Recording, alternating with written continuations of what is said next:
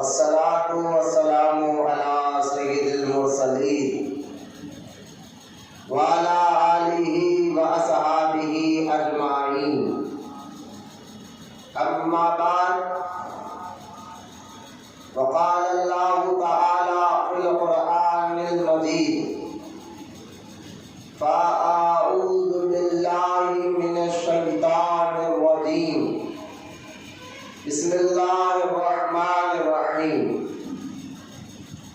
وَكُلًّا نَقُصُّ عَلَيْكَ مِنْ أَنْبِيَاءِ الرُّسُلِ مَا نُثَبِّتُ بِهِ فُؤَادَكَ. آمنت بالله صدق الله العلي العظيم.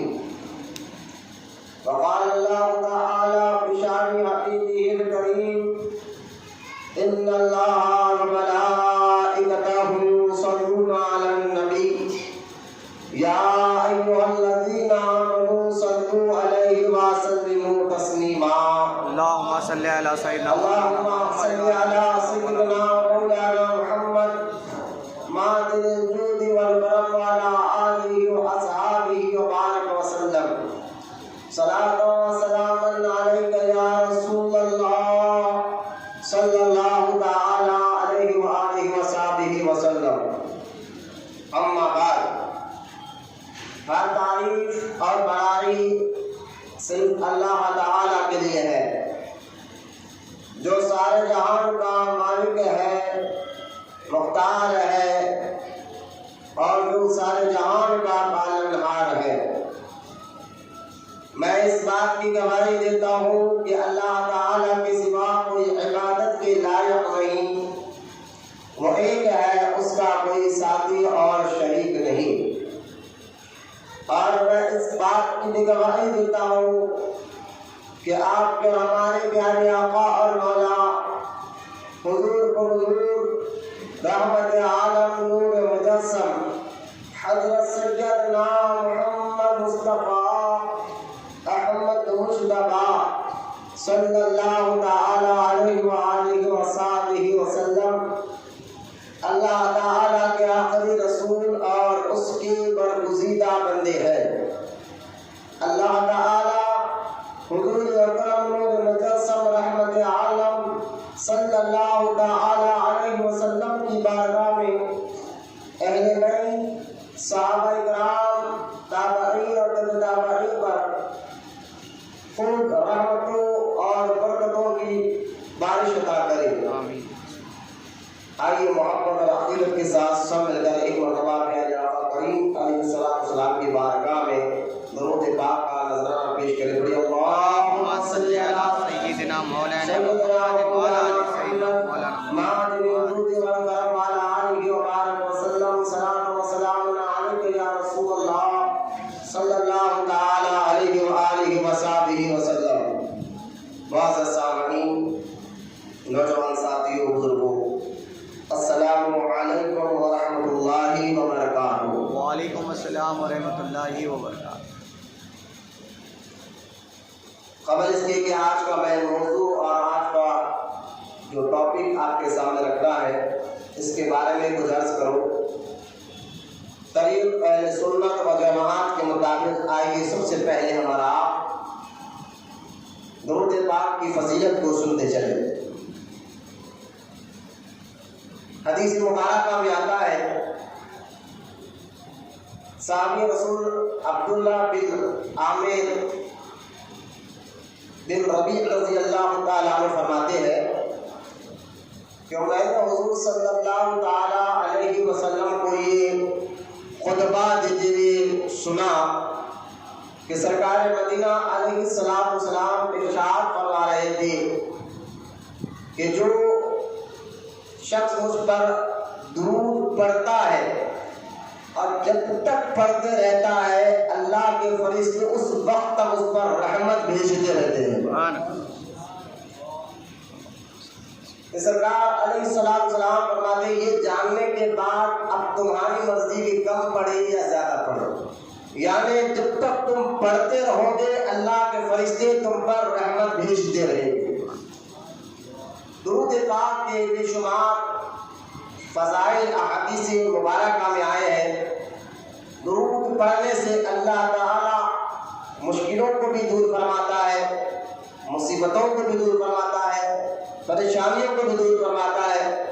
اور درود ایک ایسا وظیفہ ہے جس کے پڑھنے سے اللہ تعالیٰ گناہ بھی معاف کرتا ہے اور درجات کو بھی بلند کرتا ہے۔ بلکہ یوں کہو کہ درود ایک ایسا وظیفہ ہے جو خود اللہ تعالیٰ بھی اپنے محبوب پر بھیجتا ہے۔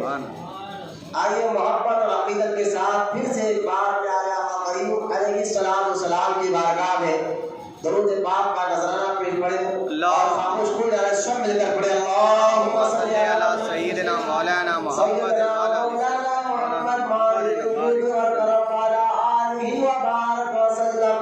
صلاۃ و سلام علیک یا رسول اللہ صلی اللہ تعالی علیہ وآلہ وصحبہ وسلم۔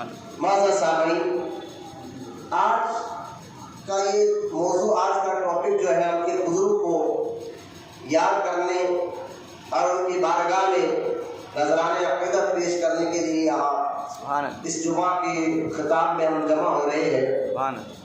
وہ بزرگ کا اہل سنت اور جماعت پر یوں کہوں اسلام پر ان کا ایک بہت بڑا احسان ہے، جس کی بدولت آج ہندوستان میں بر صغیر میں کہ اذان کی آوازیں آ رہی ہے، درود و سلام کی آوازیں آ رہی ہیں، جن کے ذریعے اللہ تعالیٰ نے دین کا ایک بہت بڑا کام لیا ہے۔ آج اسی مہینے میں ان کا عرس مبارک بھی ہے،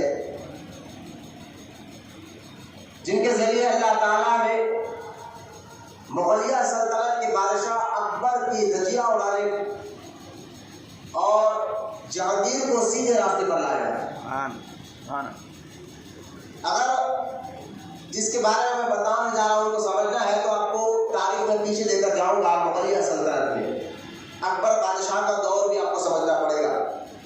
اس کے بعد اب اندازہ کریں گے کہ کتنے بڑے بزرگ ہیں جن کا آج ہم ذکر سن رہے ہیں، اور اللہ تعالیٰ نے کے ذریعے سے کتنا بڑا مسئلے کو حل فرمایا۔ پہلے بزرگ کا نام سن لیجیے، ان کا نام حضور سیدنا شیخ احمد سرہندی رضی اللہ تعالیٰ عنہ، اور پوری دنیا بھر میں لوگ ان کو مجدد الفسانی کے نام سے جانتے ہیں۔ یہ لقب ہے مجدد الفسانی، نام شیخ احمد سرہندی، اور یہ اولاد ہے حضرت عمر بن خطاب رضی اللہ تعالیٰ عنہ۔ آئیے پہلے میں ان کے بارے میں کچھ عرض کرنے سے پہلے کہ شیخ احمد سرہندی رضی اللہ تعالیٰ عنہ کے ذریعے سے اللہ تعالیٰ نے کتنا بڑا کام لیا اور اہل سنت و جماعت پر کے احسان، اسلام پر کا کتنا بڑا احسان ہے، یہ آپ کو بتانے سمجھانے سے پہلے ایک اور مسئلہ آپ کے سامنے تھوڑا کلیئر کرتا چلوں۔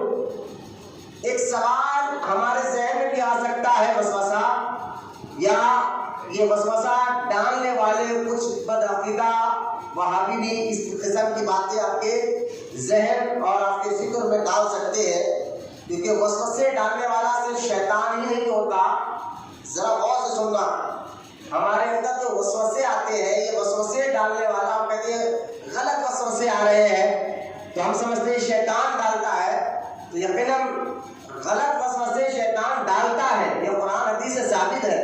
تو صرف وسوسے ڈالنے والا شیطان ہی نہیں دیتا، بلکہ شیطان کے علاوہ کچھ انسان بھی ہوتے ہیں جو بندوں کو وسوسے ڈالتے ہیں، اور جب قرآن میں خود اللہ تعالیٰ نے اس کا ذکر کیا، قرآن میں اللہ تعالیٰ فرماتا ہے، آپ دیکھیں یہ سورہ ناس ہم سب کو یاد ہے، من الجنۃ والناس، آخری آیت میں نے پڑھی ہے، جسے ہم کہہ رہے ہیں اے اللہ ہم تیری پناہ چاہتے ہیں، الذی یوسوس فی صدور الناس، تیری پناہ چاہتے ہیں ایسے وسوسوں سے جو وسوسے من الجنۃ والناس، جو جنات اور انسان ہمارے دل و دماغ میں ڈالتے ہیں۔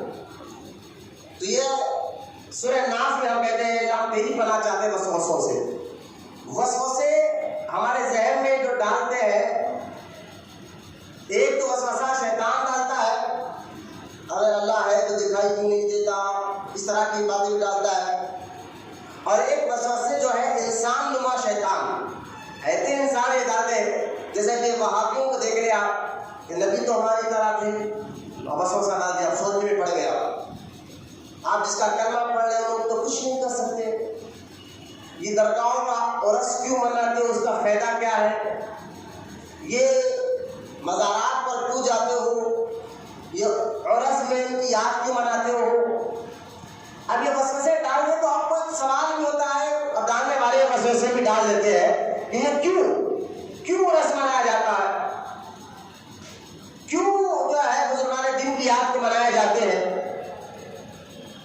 800 سال سے زیادہ ہو گیا غوث اعظم کو دنیا سے جائے ہوئے، لیکن آج تک لوگ ان کی یاد مناتے ہیں۔ سبحان اللہ، بے شک 800 سال کے قریب ہو گیا خواجہ غریب نواز کو جا کر لوگ آج رجب میں ان کا عرس مناتے ہیں۔ تو سوال کرنے والا اپنے ذہن میں وسوسے ڈال سکتا ہے، کیوں؟ وجہ، کیونکہ وسوسے سے بھی ہمارا ایمان خراب ہو سکتا ہے، یاد رکھ لیا۔ وسوسے ایسی چیز خطرناک چیز ہے، اس کو آسان ایزی نہ لے آپ، اس کے ذریعے سے بھی ہمارا ایمان کمزور ہوتا ہے، ہمارا عقیدہ کمزور ہوتا ہے۔ اگر آپ کو کوئی ذہن میں یہ وسوسہ ڈال دے خبر والے کچھ نہیں کر سکتے تو آپ کو درگاہوں سے دل اٹھ جائے گا، پھر آپ جو ہے بزرگان دین سے دور ہو گئے، پھر رفتہ رفتہ آپ کے دل سے محبت رسول بھی نکالے جائے گے۔ تو یہ وسوسے اس کو آسان یا اسی لیے لکھا نہیں ہے۔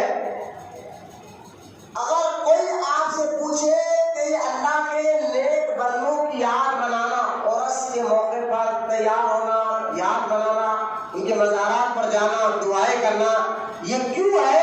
تو آپ کو سیدھا سادہ جواب آپ کو یہ دینا ہے، یہ سب کام کرنے کا اللہ نے حکم عطا فرمایا ہے۔ میرے محبت عرس کرنا، اللہ کے نیک بندوں کی یاد منانا، قرآن میں ایک نہیں کئی آیتیں ہیں، کہیں پر اللہ تعالیٰ ارشاد فرماتا ہے، قرآن کی آیت ہے وَاذْكُرْ فِي الْكِتَابِ إِبْرَاهِيمَ۔ قرآن تو نماز، روزہ، حج، زکوٰۃ کے بارے میں اللہ تعالیٰ نے نازل فرمایا، یہ ذہن میں لایا جاتا ہے، کہنا نانا اس کے علاوہ بھی اللہ تعالیٰ اپنے نیک بندوں کا بھی ذکر قرآن میں کر رہا ہے۔ سبحان اللہ، بے شک اللہ تعالیٰ قرآن میں فرماتا ہے وَاذْكُرْ فِي الْكِتَابِ إِبْرَاهِيمَ، اور یاد کرو قرآن میں، اس کتاب میں ابراہیم علیہ السلام کو۔ کہیں پر اللہ پاک فرماتا ہے یاد کرو موسیٰ علیہ السلام کو، کہیں پر کہتا ہے اللہ تعالیٰ قرآن میں اللہ کے بندوں کو اللہ کے دن یاد دلاؤ۔ ہر دن تو اللہ کے لیے ہے نا، لیکن یہ آیت میں اللہ پاک کیا کہہ رہا ہے؟ اللہ کے بندوں کو وہ اللہ کے دن یاد دلاؤ۔ تو اس کی تفسیر میں آیا ہے کہ وہ ہر دن تو اللہ کا ہے، لیکن یہ آیت میں جو اللہ کہہ رہا ہے اللہ کے بندوں کو، اے محبوب اللہ کے بندوں کو یاد دلاؤ اللہ کے دن، تو یہ کون سے دن ہے جن کو یاد دلانے کا اللہ حکم دے رہا ہے؟ تو تفسیر میں آیا ہے کہ وہ دن یاد دلاؤ جس دن انبیاء علیہ السلام دنیا میں آئے اور دنیا سے گئے۔ تو اللہ کے نیک بندوں کی یاد منانا، اس دن کو یاد رکھنا، یہ خود اللہ تعالیٰ کا حکم ہے۔ ایک جواب تو آپ کا یہ ہے کہ اللہ کا حکم ہے اللہ کے نیک بندوں کی یاد منانا، یہ خود قرآن کہتا ہے یاد کرو ابراہیم علیہ السلام کو، یاد کرو موسیٰ علیہ السلام کو، یاد کرو یحییٰ اور زکریا علیہ السلام کو۔ تو اللہ تعالیٰ کے نیک بندے ہی تھے نا، اس لیے ان کو یاد کرنا، ان کا ذکر کرنا، ان کا چرچا کرنا، یہ اللہ تعالیٰ کا حکم ہے۔ ایک بات، اور دوسری بات آپ سوال پھر بتائیں کیوں یاد کریں بھائی؟ یاد کرنا اللہ کا حکم ہے، اس کا فائدہ کیا ہے؟ ایک سوال اور اٹھ سکتا ہے، فائدہ کیا ہے؟ یاد کرنا تو اللہ کا حکم ہے، بات سمجھ میں آ جاتی ہے، لیکن یاد کرنے کے فائدے کیا ہے؟ ایک عقل مند آدمی کہے گا وہ اس وقت نہ جان اللہ کا حکم ہے بس کرتے جاؤ، لیکن پھر میں آپ کو اس کا فائدہ بتاتا ہوں، اس کا فائدہ کیا ہے۔ اس سے پہلے ایک چیز ذہن میں رکھ لیں آپ، ساری کائنات کے استاد، ساری کائنات کو تعلیم دینے والے، ساری کائنات کی تربیت کرنے والے وہ کوئی اور نہیں، ہمارے اور آپ کے پیارے نبی حضور محمد رسول اللہ صلی اللہ تعالی علیہ وسلم کی ذات مبارکہ۔ سبحان اللہ، بے شک حضور دنیا میں آئے ہیں ساری کائنات کی تربیت کے لیے۔ ہمارے نبی علیہ السلام ساری کائنات کے استاد ہیں، جس کو بھی تربیت ملے گی اچھا برا صحیح غلط سب حضور ہی نے بتایا، کیونکہ حضور معلم کائنات ہے، ساری کائنات کے استاد ہے، معلم ہے، پڑھانے والے ہیں، تربیت دینے والے ہیں، صحیح اور غلط بتانے والے ہیں۔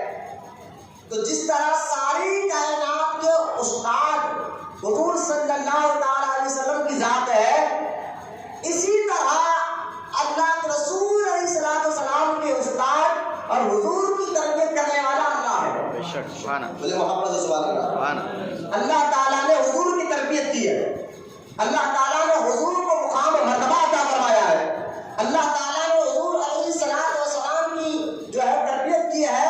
اس لیے آپ دیکھیں جبرائیل علیہ السلام جب حضور کی بارگاہ میں آ کر کہتے ہیں اقرا، جب حضور غار ہرا میں بیٹھتے تھے نا، مکہ تو مکرمہ میں ایک پہاڑ ہے، اس کو غار ہرا کہتے ہیں، آج بہت اونچا پہاڑ ہے، اس پہاڑ کے غار میں حضور علیہ السلام جو ہے اکثر زیادہ تر کئی مہینے عبادت میں بیٹھا کرتے تھے، اللہ کی عبادت میں بیٹھا کرتے تھے، جو مکہ میں غار ہرا سے مشہور ہے آج بھی۔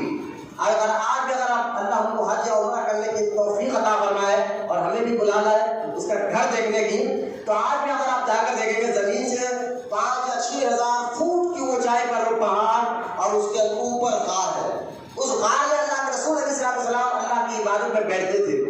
تو لہٰذا جب جبرائیل علیہ السلام آئے اور آ کر ہمارے حضور سے کہا اقرا پڑھیے، سرکار نے فرمایا میں پڑھنے والا نہیں ہوں، تو جبرائیل علیہ السلام نے سرکار کو سینے سے دبا کہا پڑھیے، تو سرکار نے دوسری مرتبہ فرمایا میں پڑھنے والا نہیں، یہ نہیں کہا مجھے پڑھنا نہیں آتا، جسے میں کیا حضور نے یہ نہیں کہا مجھے پڑھنا نہیں آتا، بلکہ حضور فرماتے میں پڑھنے والا نہیں۔ جبرائیل علیہ السلام پھر سرکار کو جو ہے گود میں لیے اور دبایا چھوڑا اور کہا اقرا پڑھیے، سرکار نے فرمایا میں پڑھنے والا نہیں۔ تو تیسری مرتبہ جبرائیل علیہ السلام نے کہا اقرا باسم ربک الذی خلق، سبحان اللہ۔ جب تیسری مرتبہ کہا پڑھیے اپنے رب کے نام سے، سبحان اللہ، سبحان اللہ، اپنے رب کے نام سے، تو حضور پڑھنا شروع کر دیے۔ سبحان اللہ، تو یہاں حضور نے بتا دیا کہ میرا استاد جبرائیل نہیں اللہ ہے، سبحان اللہ، بے شک۔ یہاں ذہن رکھ گیا۔ تو اللہ تعالیٰ میں بتانے جا رہا ہوں کہ اللہ تعالیٰ نے حضور صلی اللہ تعالیٰ علیہ وسلم کی تربیت کی ہے اور حضور کے ذریعے ساری کائنات کی تربیت کی ہے۔ ایک بات اب آئے اللہ کے نیک بندوں کا ذکر کیوں، وجہ کیا ہے؟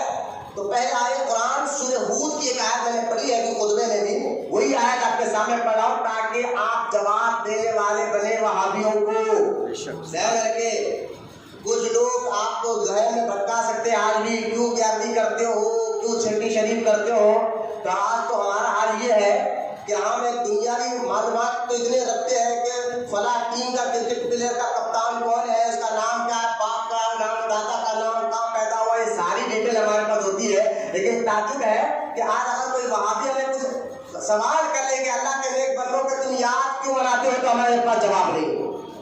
یہ دین سے دوری کا ایک نتیجہ ہے کہ جو چیزیں ہمیں یاد رکھنا چاہیے تھا، سمجھنا چاہیے تھا، اس کو تو ہم بھول گئے ہیں۔ لیکن آج چھوٹا سا بچہ اس کو آپ کھول دے تو وہ لاکھ کھول کر بھی بتاتا ہے۔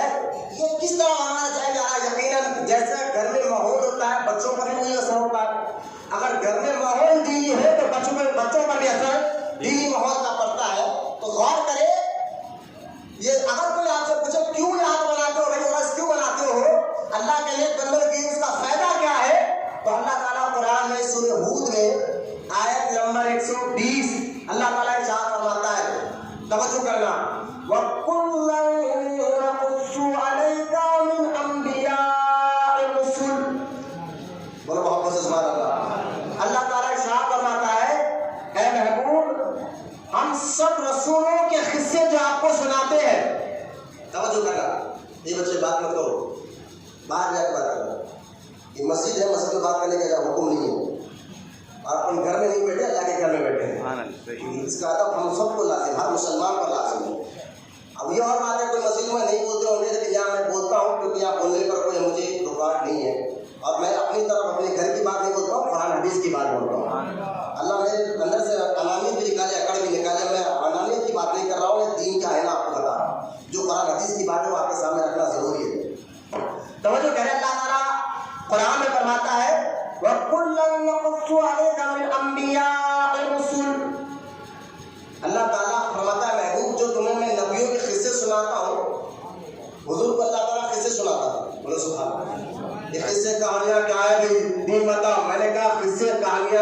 تم جو بول رہے ہو یہ اللہ کی سنت ہے.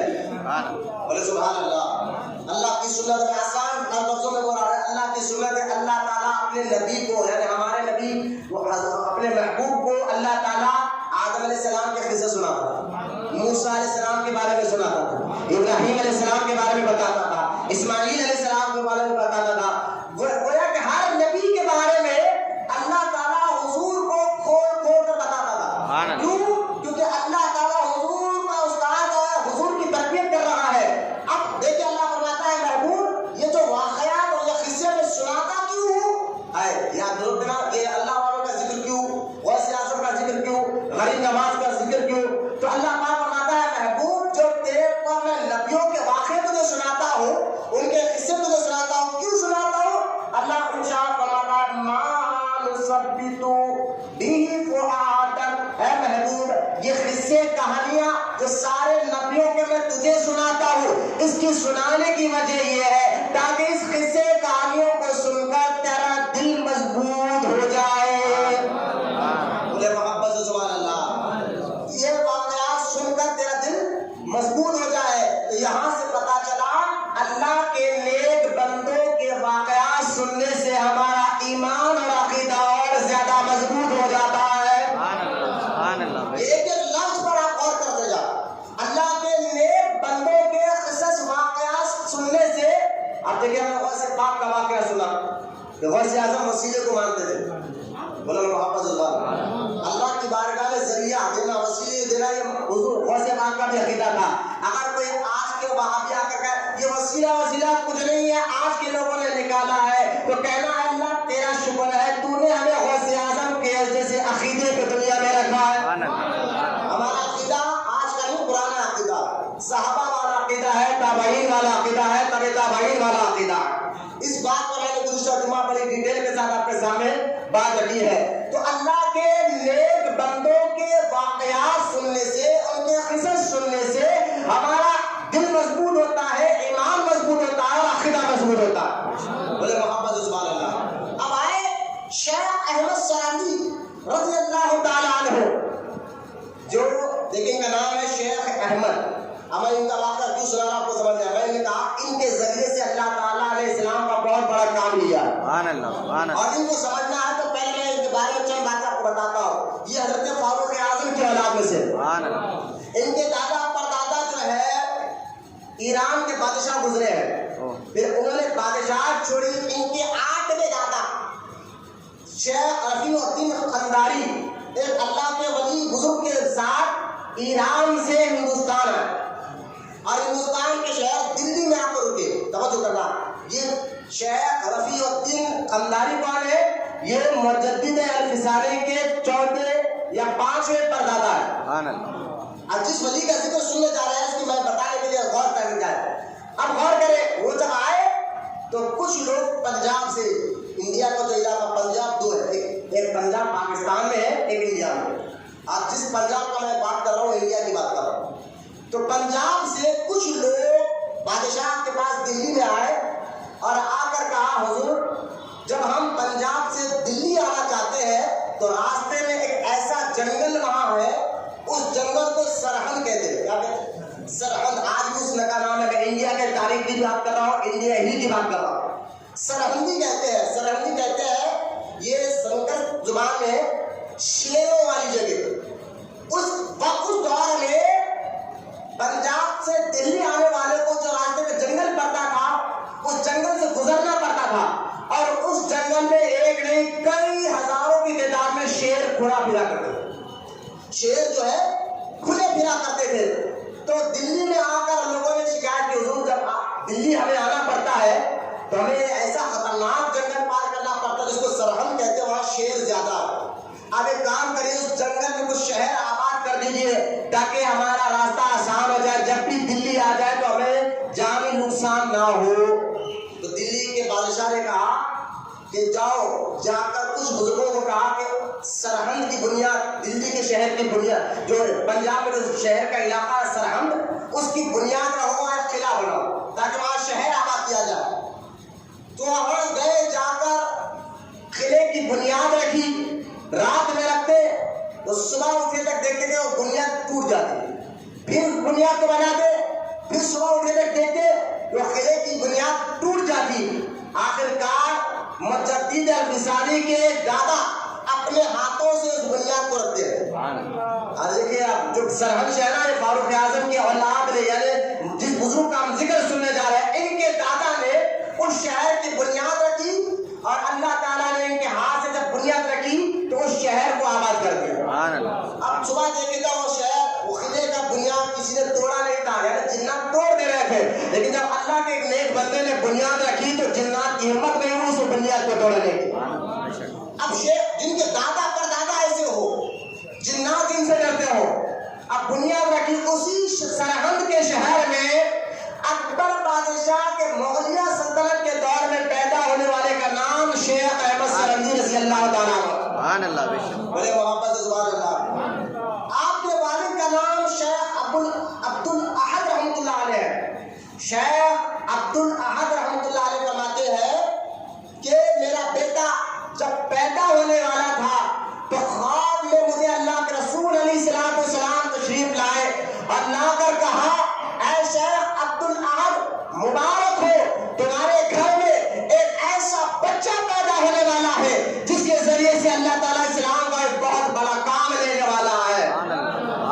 آپ کے والد کہتے ہیں مجھے خواب میں حضور نے پہلے ایک بشارت دے دی کہ اب بچہ جو پیدا ہونے والا ہے بڑا نیک ہوگا اور اس کے ذریعے سے بہت بڑا کام لیا جائے گا۔ توجہ کرنا ایک ایک لفظ پر، میں آپ کو پہلے حضرت کے بارے میں بتاؤں، اس کے بعد بتاؤں گا کہ دور مغلیہ سلطنت میں اکبر بادشاہ نے کیا کیا حرکتیں کی تھی اور کس طرح آپ نے دین کا کام کیا ہے۔ ایک بات غور کریں، شیخ عبد الاحد رحمۃ اللہ علیہ شیخ مجدد الفسانی کے والد ہے۔ آپ فرماتے ہیں جب یہ پیدا ہوئے، پیدا ہونے کے بعد ان کی تربیت ہوئی، تعلیم ہوئی، اور کئی تربیت اور تعلیم لینے کے بعد جو ہے شیخ احمد سرندی رضی اللہ تعالیٰ عنہ کم عمر میں، یعنی 16 یا 17 سال کی عمر ہی میں علم ظاہری یعنی حافظ قرآن، حافظ بھی ہو گئے تھے، عالم بھی ہو چکے تھے اور محدث بھی ہو چکے تھے۔ بولے محمد سے سبحان اللہ۔ یہاں سے وہ لوگ ذہن میں بات رکھ لیے، اللہ تعالیٰ کسی کو اپنا ولی بنانا چاہتا ہے، اللہ تعالیٰ اگر کسی کو اپنا قرب عطا کرنا چاہتا ہے، اللہ تعالیٰ اپنا کسی کو محبوب بنانا چاہتا ہے تو وہ شخص جو ہے نا جاہل نہیں رہتا، اللہ پہلے اس کو علم عطا فرماتا ہے۔ 17-18 سال کی عمر کے بچے آج کیا کریں ہم جانتے ہیں اچھی طرح سے، لیکن اس وقت میں یعنی جس سے اللہ تعالیٰ بچپن سے جن کو اپنا محبوب بناتا ہے تو بچپن ہی ان کا بے مثال کر دیتا ہے، کھیلنے کودنے سے ان کو دور رکھتا ہے، اور ان کا بچپن، ان کی جوانی سارے لوگ دیکھ کر کہتے ہیں کہ واقعی اللہ کا ایک بندہ ہے۔ آج کچھ لوگ جو ہے نا جاہل قسم کے پیر باباؤں کے چکر میں پھنس جاتے ہیں اور پھنس کر آ کر جو ہے نا ساروں کو ایک خراب توڑنا شروع کر دیتے ہیں کہ تم غلط ہے، تم غلط ہے۔ میں نے کہا دیکھو اگر ایک کپڑا ہے، کپڑے کے کونے پہ اگر گندگی لگی تو گندا صرف ایک کونا ہوتا ہے، پورا کپڑا نہیں ہوتا۔ اگر کسی ایک داڑھی والے کو غلطی کی تو پورے داڑھی والے نہیں ہوتے، جو غلط کرا وہ غلط ہوتا ہے۔ داڑھی رکھ کر اگر کوئی گانجا پی رہا ہو، داڑھی رکھ کر کوئی 10 انگوٹھیاں پی رہا ہو، اور داڑھی رکھ کر لوگوں کو جھوٹ بول رہا ہو، گالی دے رہا ہو، تو صرف اس ایک کو سب کو نہ کہو۔ اور یہ ملا کہ گانجا پینے والے، 10 انگوٹھی پہننے والے، یہ کوئی اللہ کے ولی ہونے کی کوئی پہچان نہیں ہے۔ ولی ہونے کی پہچان کیا ہے؟ جس کے بارے میں حضور علیہ السلام نے خود ارشاد فرمایا، ولی وہ ہوتا ہے جس کو دیکھنے سے اللہ یاد آ جائے۔ ان کو دیکھنے سے یہ گانجا پینے والوں کو دیکھ کر کیا یاد آتا؟ بتایا تھوڑا لاجک کو سمجھے اپنے عقل سے۔ گانجا پینے والوں کو دیکھ کر تو لوگ کہتے ہیں یار یہ تو گانجا پینے والا، شراب پینے والا، نمازیں چھوڑنے والا، یہ اللہ کا نیک بندہ کیسے ہو سکتا ہے؟ تو لہٰذا واقعی یہ ولی ہو بھی نہیں سکتا ایسے حرکت کرنے والا۔ ولی تو وہ ہوتا ہے جس کو دیکھنے سے اللہ یاد آ جاتا۔ ذہن میں رکھتے جائیے، اور وہ جاہل نہیں ہوتا، وہ عالم ہوتا ہے۔ وہ خود اگر جاہل ہو تو مریدوں کو تعلیم کیا دے گا؟ وہ خود انپڑھ ہو تو مریدوں کو کیا پڑھائے گا؟ تو ولی کے لیے عالم ہونا بہت ضروری ہوتا ہے۔ اگر وہ عالم نہیں بھی ہوتا، پڑھتا بھی نہیں ہے، لیکن اللہ تعالیٰ غیب سے ان کے سینے میں علم کو اڈھیل دیتا ہے۔ یہ سمجھیے آپ، اگر ایک شخص ہے عالم نہیں ہے، فاضل نہیں ہے، پڑھے گئے نہیں ہے، لیکن علم اور دنیا اللہ ان کے سینے میں ڈال دیتا ہے۔ مطلب ہمارے حیدرآباد تک میں ایک بزرگ گزرے، آج سے 45 سال پہلے ان کا مزار جو ہے آج سرو نگر بس اسٹینڈ کے اندر ہے، شاہ محمد सफियान उनका नाम है, और लोग उनको अल्लाह के हुक्म वालों के नाम से जानते हैं। और मक्का मस्जिद में नमाज जुमा जब पढ़ते थे, आप, मैं 45 साल पुरानी बात बता रहा हूँ, मक्का मस्जिद में नमाज जुमा जब पढ़ते थे और हौज के पास ठहर कर नारा लगाते थे अल्लाह के हुक्म से, तो ये नारे में ऐसे ही दर्द होती थी और ये आवाज में इतना वजन रहता था, सुनने वाले सुनकर उनका जहन सिवाय अल्लाह की जिक्र की तरफ चला जाता। ये अल्लाह के हुक्म वाले, इनके बारे में आता है, दिखने में आप कोई पढ़े लिखे नहीं थे, लेकिन कोई आपसे सवाल करता था ना आकर, कोई सवाल करता था आकर कि हुजूर हमें ये मसले का हल दीजिए कुरान से हदीस से, तो ऐसा जवाब देते थे जैसा कोई मुफ्ती जवाब देता। क्योंकि अल्लाह ताला जो है अपने वली को जाहिल नहीं बनाता, और तो जिसको वली बनाता है उसको जाहिल नहीं रखता। पहले इल्म देता है, अल्लाह की ये सुन्नत है, अल्लाह अपने बंदों को जब महबूब बनाना चाहता है तो पहले उसको इल्म देता है, बाद में अपना खुद अता फरमाता है। ये हर वली का तरीका रहा। आप गौसे आजम के बारे में पढ़े, पहले इन्होंने इल्म हासिल किया, बाद में मुरीद बने। आप गरीब नवाज के बारे में पढ़े, पहले इन्होंने इल्म हासिल किया, बाद में मुरीद बने। आप ख्वाजा बंदा नवाज के बारे में पढ़े, पहले इन्होंने इल्म हासिल किया, बाद में मुरीद बने। आप निजामुद्दीन औलिया के बारे में पढ़े, इन्होंने पहले इल्म हासिल किया, बाद में मुरीद बने। आपको भी जरूरी है, कम से कम आपको इतना इल्म होना तो जरूरी है कि पीर होता कैसा है, पहले इल्म हासिल करो, बाद में मुरीद बनो, तो कभी धोखा नहीं खाया जाता। वरना आज जो है, जैसा पुलिस का लिबास पहनकर चोर और डाकू निकल गए हैं और धोखा देकर लोगों को लूट लेते हैं, इसी तरह हरे पीले शमले पहनकर कुछ ऐसे डाकू निकल गए, बाद में पता चलता ये तो बट्टेबाज था। तो लिहाजा आपकी भी गलती होती है कि पहले आपको पता चलना चाहिए कि वली होता कैसा है, पीर कैसा होता है। ये मालूम कर आप बुरी बनेंगे तो इंशाअल्लाह कभी आप धोखा नहीं खाएंगे। अलगज़ बात एक एक और करते चलिए। शेख अहमद सरंदी 19 साल की उम्र में ही इल्म ज़ाहिर में कमाल हासिल कर लिया था, और आप मुरीद बने हज़रत सैयदना शेख ख्वाजा बाकी बिल्लाह रहमतुल्लाहि तआला अलैह। लेकिन पहले इल्म हासिल किया, बाद में मुरीद बने। यही तरीका रहा गौसे पाक का, यही तरीका रहा हर वली का। शेख ख्वाजा बाकी बिल्लाह रज़ी अल्लाह तआला अन्हु, इनका मज़ार आज न्यू दिल्ली रेलवे स्टेशन के बिल्कुल करीब में इनका मज़ार एक मस्जिद के पास है। ख्वाजा बाकी बिल्लाह रज़ी अल्लाह तआला अन्हु, बाकी बिल्लाह रज़ी अल्लाह तआला अन्हु का बहुत ऊंचा मुकाम मर्तबा है, लेकिन शेख ख्वाजा बाकी बिल्लाह रज़ी अल्लाह तआला अन्हु फरमाते हैं मैंने शेख अहमद सरंदी को मुरीद बनाया और 6 महीने अपने साथ रखकर इनकी खूब तरबियत की, इनके दिल को साफ किया, इनके रूह को साफ किया, इनके मिजाज को साफ किया। शेख अहमद सरंदी रज़ी अल्लाह तआला अन्हु फरमाते हैं कि मेरे पीर ने मुझे 6 महीने अपने साथ रखकर वो कुछ अता किया, किसी को बरसों लग जाते अता करने में, लेकिन मेरे पीर के फैज ने मुझे 6 महीने में सब कुछ अता कर दिया। शेख अहमद सरंदी रज़ी अल्लाह तआला अन्हु 17 साल की उम्र के बाद जो मुरीद बनते हैं, शहर में पीर मुर्शिद की सोबत में रहकर अल्लाह ताला ने वो बेशुमार फजीलत रूहानियत में कमाल अता फरमा दिया। खुद ख्वाजा बाकी बिल्लाह रज़ी अल्लाह तआला अन्हु जो आपके पीर मुर्शिद है, आप कहते थे कि मैं नाज करता हूँ कि मेरा एक मुरीद शेख अहमद सरंदी है। सुभान अल्लाह, सुभान अल्लाह, मोहब्बत से सुभान अल्लाह। तो शेख अहमद सरंदी रज़ी अल्लाह तआला अन्हु, बेटा बैठ जाओ, बैठ जाओ, पूछना नहीं, मस्जिद के बाहर रखकर आप सामने नजर, कोई पीछे बैठ कर मत देखिए। मस्जिद के अंदर कभी भी जाए, ये सारी शरीयत का हुक्म है, मेरे घर का हुक्म नहीं है। मस्जिद के अंदर अल्लाह के वास्ते आकर हाथ पैर ना पोछे या जाफा करें। मस्जिद के बाहर तैयार होते हैं, मस्जिद के अंदर तैयार नहीं होते। इंटरव्यू देने जाओ तो बाहर घर में तैयार होकर जाते हैं, बॉस के सामने जाकर तैयार नहीं होते, फिर आपको क्या नौकरी मिलेगी। जो तो लिहाजा इस रूल्स थोड़ा लॉजिक अपनी अकल से इस चीज़ को समझते जाइए। ये ताना नहीं है, किसी को बाता करना नहीं है, ना आपको बोलने से मेरा खून या गोश्त में इजाफा होने वाला है। ये अल्लाह उसके रसूल का हुक्म है, ये शरीयत का हुक्म है। मुझे मोहब्बत से सुभान अल्लाह। अल्लाह हमको समझने की तौफीक दे, अमल करने की तौफीक दे। सारे मस्जिदें सारे मस्जिदों का हाल हो गया, और मैं उन मस्जिद के इमामों से भी गुजारिश करूँगा ये छोटे छोटे मसले अपने मस्जिदों में बयान किया करे, ताकि आने वालों को पता चले कि मस्जिद अल्लाह का घर में है, अपना घर नहीं है। مسجد میں ہم اپنے من چاہے طریقے سے نہیں آ سکتے. یہ مسجد اللہ کا گھر ہے, اس کی مرضی کے مطابق گھر میں آنا پڑتا ہے. جتنے ادب آپ مسجد کا کریں گے انشاءاللہ اپنی زندگی میں آپ کو نکال آئے گا. آپ کر کے کیا تو انشاءاللہ عبادت میں دل لگے گا, نماز میں دل لگے گا.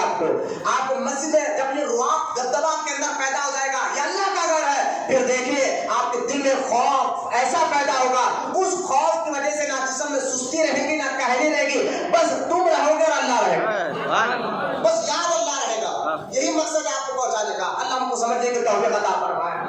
اب شیخ احمد سرندی رضی اللہ تعالیٰ عنہ بے شمار ان کے کرامات میں سے ہے کہ آپ دیکھیں دو باتیں آپ سنا کر انہوں نے کیا کام کیا میں آپ کو بتاؤں گا.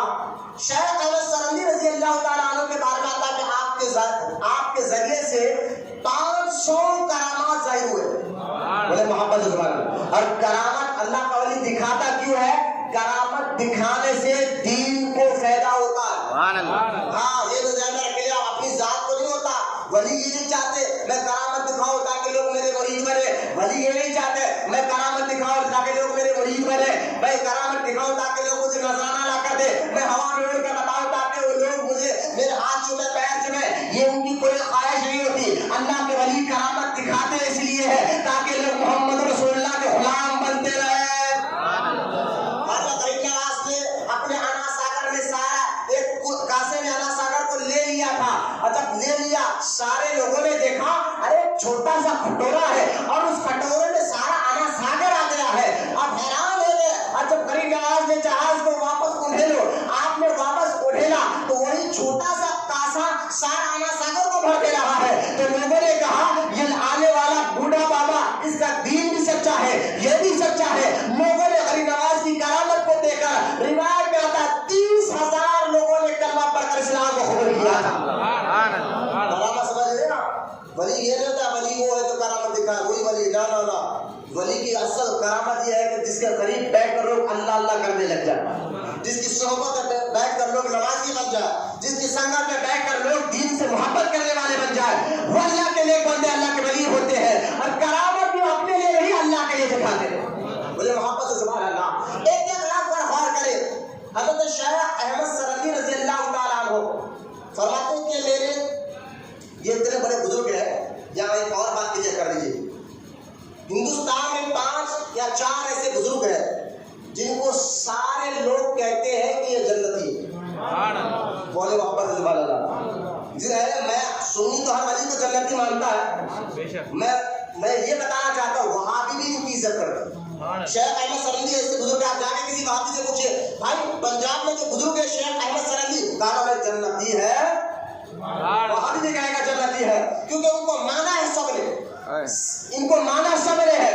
تو شیخ احمد سرندی یہ, شاہ عبد العزیز محدث دہلوی یہ, شاہ عبد الحق محدث دہلوی یہ, اور شاہ ولی اللہ محدث دہلوی یہ 4 بزرگ ایسے ہیں جن کو سنی تو چھوڑے وہابی بھی جنتی مانتا ہے. آج لوگ کہتے ہیں نا بھائی سنی وہابی کا جھگڑا ختم کریے, ایک پلیٹ فارم پہ جمع ہو جائیے. میں کہتا ہوں ٹھیک ہے جمع ہوں گے, لیکن آؤ تم جو بات کر رہا ہوں اس بات کا عمل کریں گے. اس کی بات مانو جن کو تم بھی جنتی کہتے ہو اور ہم بھی جنتی کہتے ہیں. بات کلیئر ہے نا. ان کی بات مانو جن کو تم بھی جنتی کہتے ہو ہم بھی جنتی کہتے ہیں. وہ کون ہے؟ وہ نے کہا شیخ احمد سرندی ہے, وہ عبد الحق محدث دہلوی ہے, وہ عبد العزیز محدث دہلوی ہے, وہ شاہ ولی اللہ محدث دہلوی ہے. تم جنتی مانتے ہو ان کو؟ بولے ہاں ان کو جنتی مانتے ہیں. اپنے کا پھر انہی کے عقیدے پہ چلو. خدا کی عزت و جلال کی قسم, چاروں کے چاروں بزرگ سنی اور عاشق رسول ہے. بولے محبت سے سبحان اللہ. ہمارا عقیدہ کوئی غلط گڑا ہوا نہیں ہے, بزرگوں والا ہی عقیدہ ہے, صحابہ والا ہی عقیدہ ہے. حضرت شیخ احمد سرندی رضی اللہ تعالیٰ عنہ فرماتے ہیں میں اپنے بچوں کو پڑھانے کے لیے, 2 بیٹے تھے, 2 بیٹوں کو پڑھانے کے لیے ایک جو ہے آپ نے استاد کو رکھا پڑھا. اب وہ استاد آئے پڑھاتے تھے. ایک دن یہ بزرگ نے دیکھا یہ میرے بیٹوں کا جو استاد ہے ذرا دیکھوں تو صحیح, آنکھ بند کر اس کے بارے میں مراقبہ کروں تاکہ پتا تو چلے کہ اس کے بارے میں تقدیر میں لکھا کیا ہے. لوگ کہتے ہیں نبی کو غائب کا علم نہیں ہے. میں نے کہا یہ شیخ احمد سرندی ہے جس کو تم بھی جنتی کہتے ہو ہم بھی جنتی کہتے ہو. یہ کہتے ہیں میں آنکھ بند کر ان کی تقدیر پڑھنے لگا. جن کے غلاموں کو اللہ یہ شان و مقام عطا فرماتا ہے. مولانا جلال الدین رومی رحمۃ اللہ تعالیٰ علیہ اپنی کتاب مثنوی شریف میں ارشاد فرماتے ہیں کہ ولی وہ ہوتا ہے جب آنکھ بند کرتا ہے تو لوح محفوظ جہاں پر ہر بندے کی تقدیر لکھی ہوئی ہے وہ ان کو نظر آ جاتی ہے. بڑے محبت سے سبحان اللہ. تو آپ فرماتے ہیں شیخ احمد سرندی, توجہ کرنا, وہابین کو جنت دے کہتے ہیں. میں نے دیکھا اپنے بچوں کے استاد کے بارے میں آنکھ بند کر جس کو مراقبہ کہتے ہیں طریقت کی زبان میں, آنکھ بند کر تو میں نے دیکھا کہ ان کی تقدیر میں بدبختی لکھی ہوئی تھی. لکھا تھا کہ یہ بدبخت آدمی ہے. میں نے جب اپنے بچوں سے کہا بیٹا جو استاد تمہیں پڑھانے آ رہا ہے میں نے اس کے بارے میں مراقبہ کیا تو مجھے معلوم ہوا کہ تو بدبختی لکھا ہوا ہے تقدیر میں. بچے بھی تو ولی کے بیٹے تھے نا, وہ بابا کا ہاتھ دامن پکڑ کر کہنے لگے بابا آپ دعا کر دیجیے اللہ تعالیٰ سے, اگر آپ دعا کر دیں گے تو اللہ ان کو نیک بخت بنا دے گا.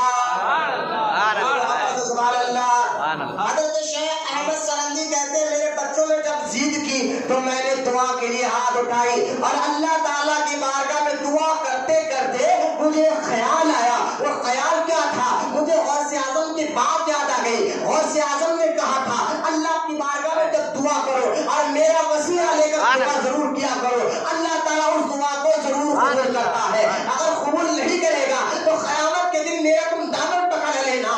حضرت شیخ احمد سرندی خود اتنے بڑے ولی ہے, وہ فرماتے ہیں مجھے یہ بات یاد آ گئی اور میں نے دعا کی اے اللہ غوث اعظم کے وسیلے سے میرے بچوں کے استاد کو نیک بنا دے.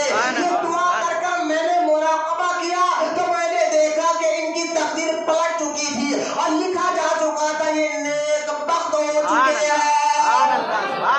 بڑے محبت سبحان اللہ. شیخ احمد سرندی وسیلہ لے کر دعا کر رہے ہیں. سبحان اللہ. سبحان اللہ. اگر ہم وسیلہ لیں یہ تم نے کہاں سے نکالا, میں نے کہا جس کو تم بھی جنتی کہتے ہو ہم بھی جنتی کہتے ہیں ان کا عقیدہ بتا رہا ہوں. سبحان اللہ. سبحان اللہ. ان کا عقیدہ بتا رہا ہوں. شیخ احمد سرندی اپنے بچے کو استاد کے لیے غوث پاک کا وسیلہ لے کر دعا کر رہے ہیں. ایک بات اچھا ان کے بچے خود کتنے بڑے ولی ہیں. سبحان اللہ. ولی کے پیٹ سے ولی پیدا ہوتا ہے. سبحان اللہ. بے شک. غور کریں ان کے بیٹے خود کتنے بڑے ولی ہیں جانتے ہیں.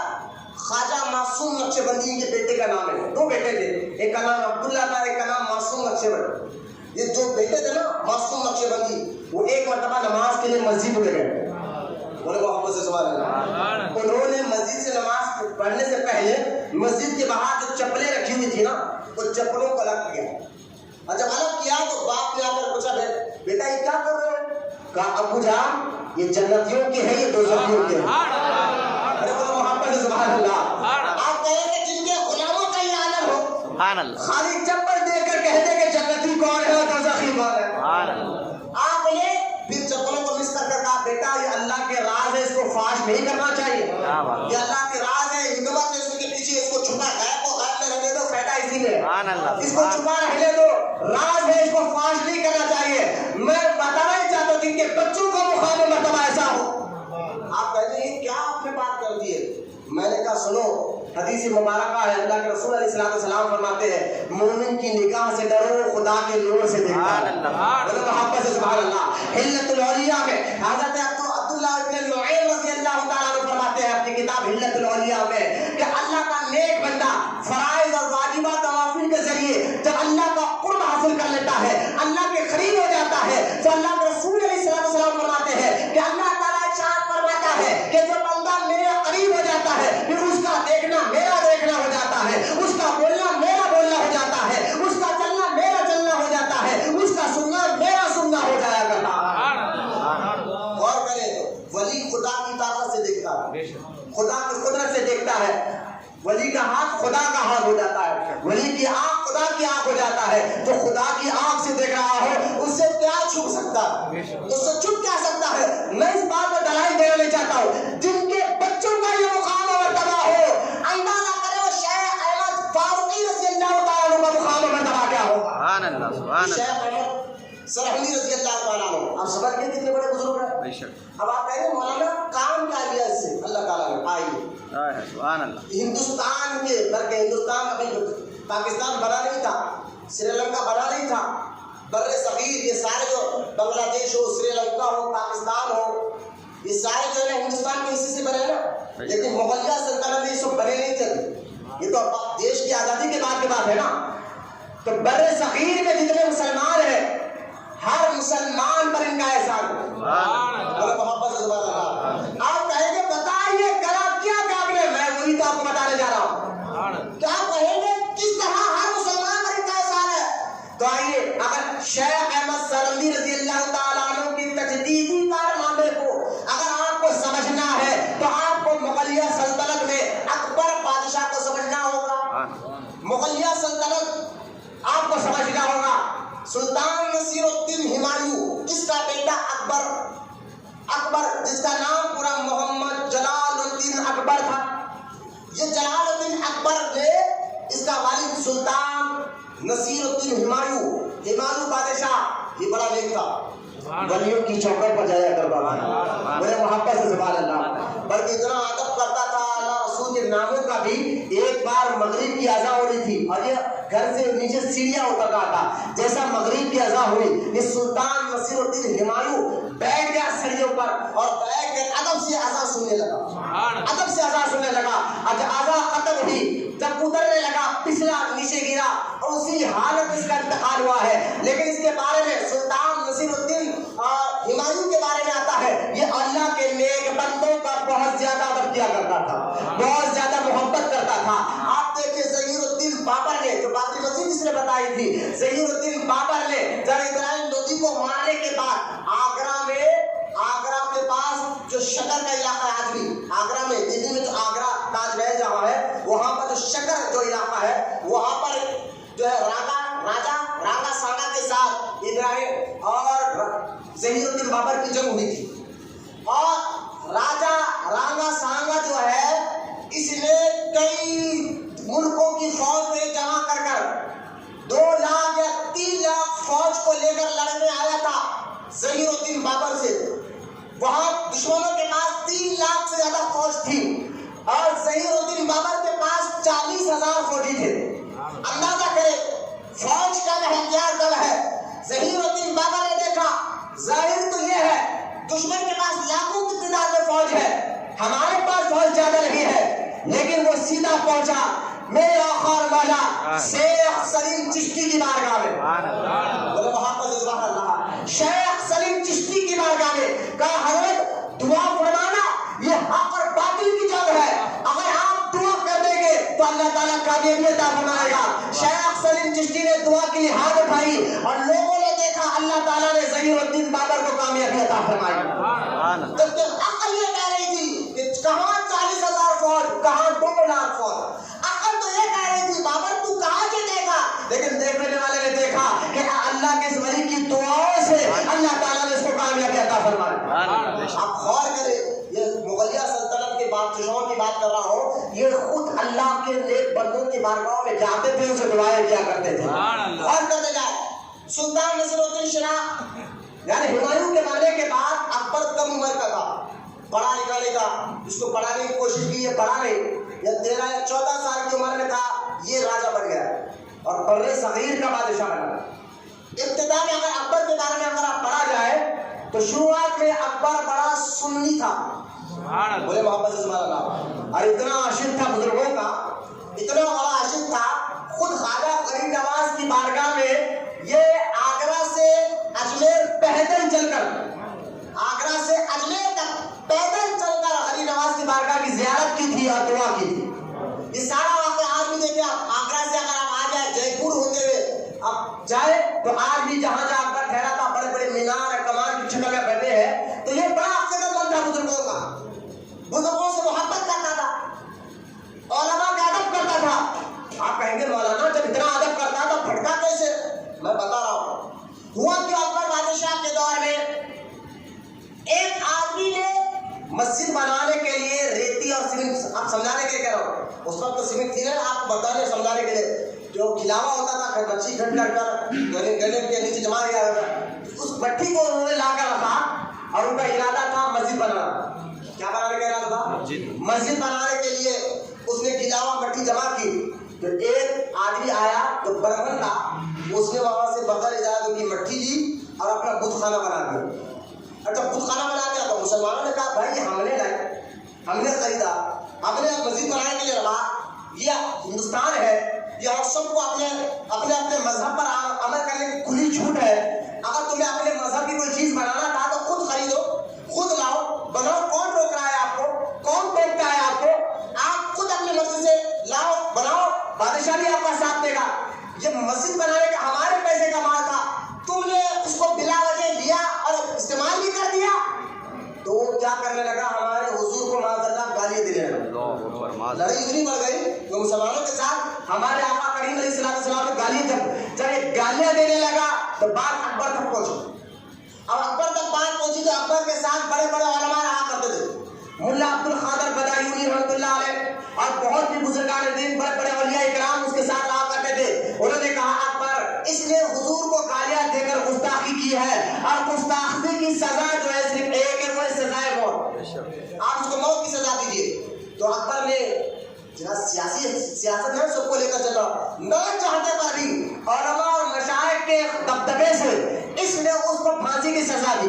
وہاں سے اکبر نے ذہن بنا لیا تھا میں ایک ایسا کام کروں گا جس سے سب کو فائدہ ملے۔ یہ ذہن اس کا بن چکا تھا۔ اس ذہن کا فائدہ ہوا کیوں؟ اکبر بادشاہ کے دور میں ایک دو شخص تھے، دو بھی مولوی تھے، بڑے خاندان سے تعلق رکھنے والے تھے، یہ دونوں کی وجہ سے اکبر بھٹکا ہے ظاہری طور پر۔ ایک تو ذہن اس سے یہ بن گیا تھا اکبر مسلمان ہو کر بزرگوں سے محبت کرنے کے باوجود بھی علماء کا ادب بھی کرتا تھا، اس کے باوجود بھی کئی غیر مسلم عورتوں سے اس نے نکاح کیا تھا۔ توجہ کرنا، کئی غیر مسلم، یہاں تک کہ اس کی بات ہی ٹھیک ہے کہ کس نے آگے چل کے کیا سنیے آپ۔ ابو فضل اور فیضی یہ دو نام کے مولوی تھے، انہوں نے کیا کیا؟ ایک اپنے باپ کا بدلہ لینے کے لیے کہ کسی عالم نے ان کے باپ نے کچھ کام غلط کیا تھا تو کسی عالم نے ٹوک کر کہا تھا کہ بیٹا یہ کام تم نے غلط کیا، ایسا نہیں کرنا۔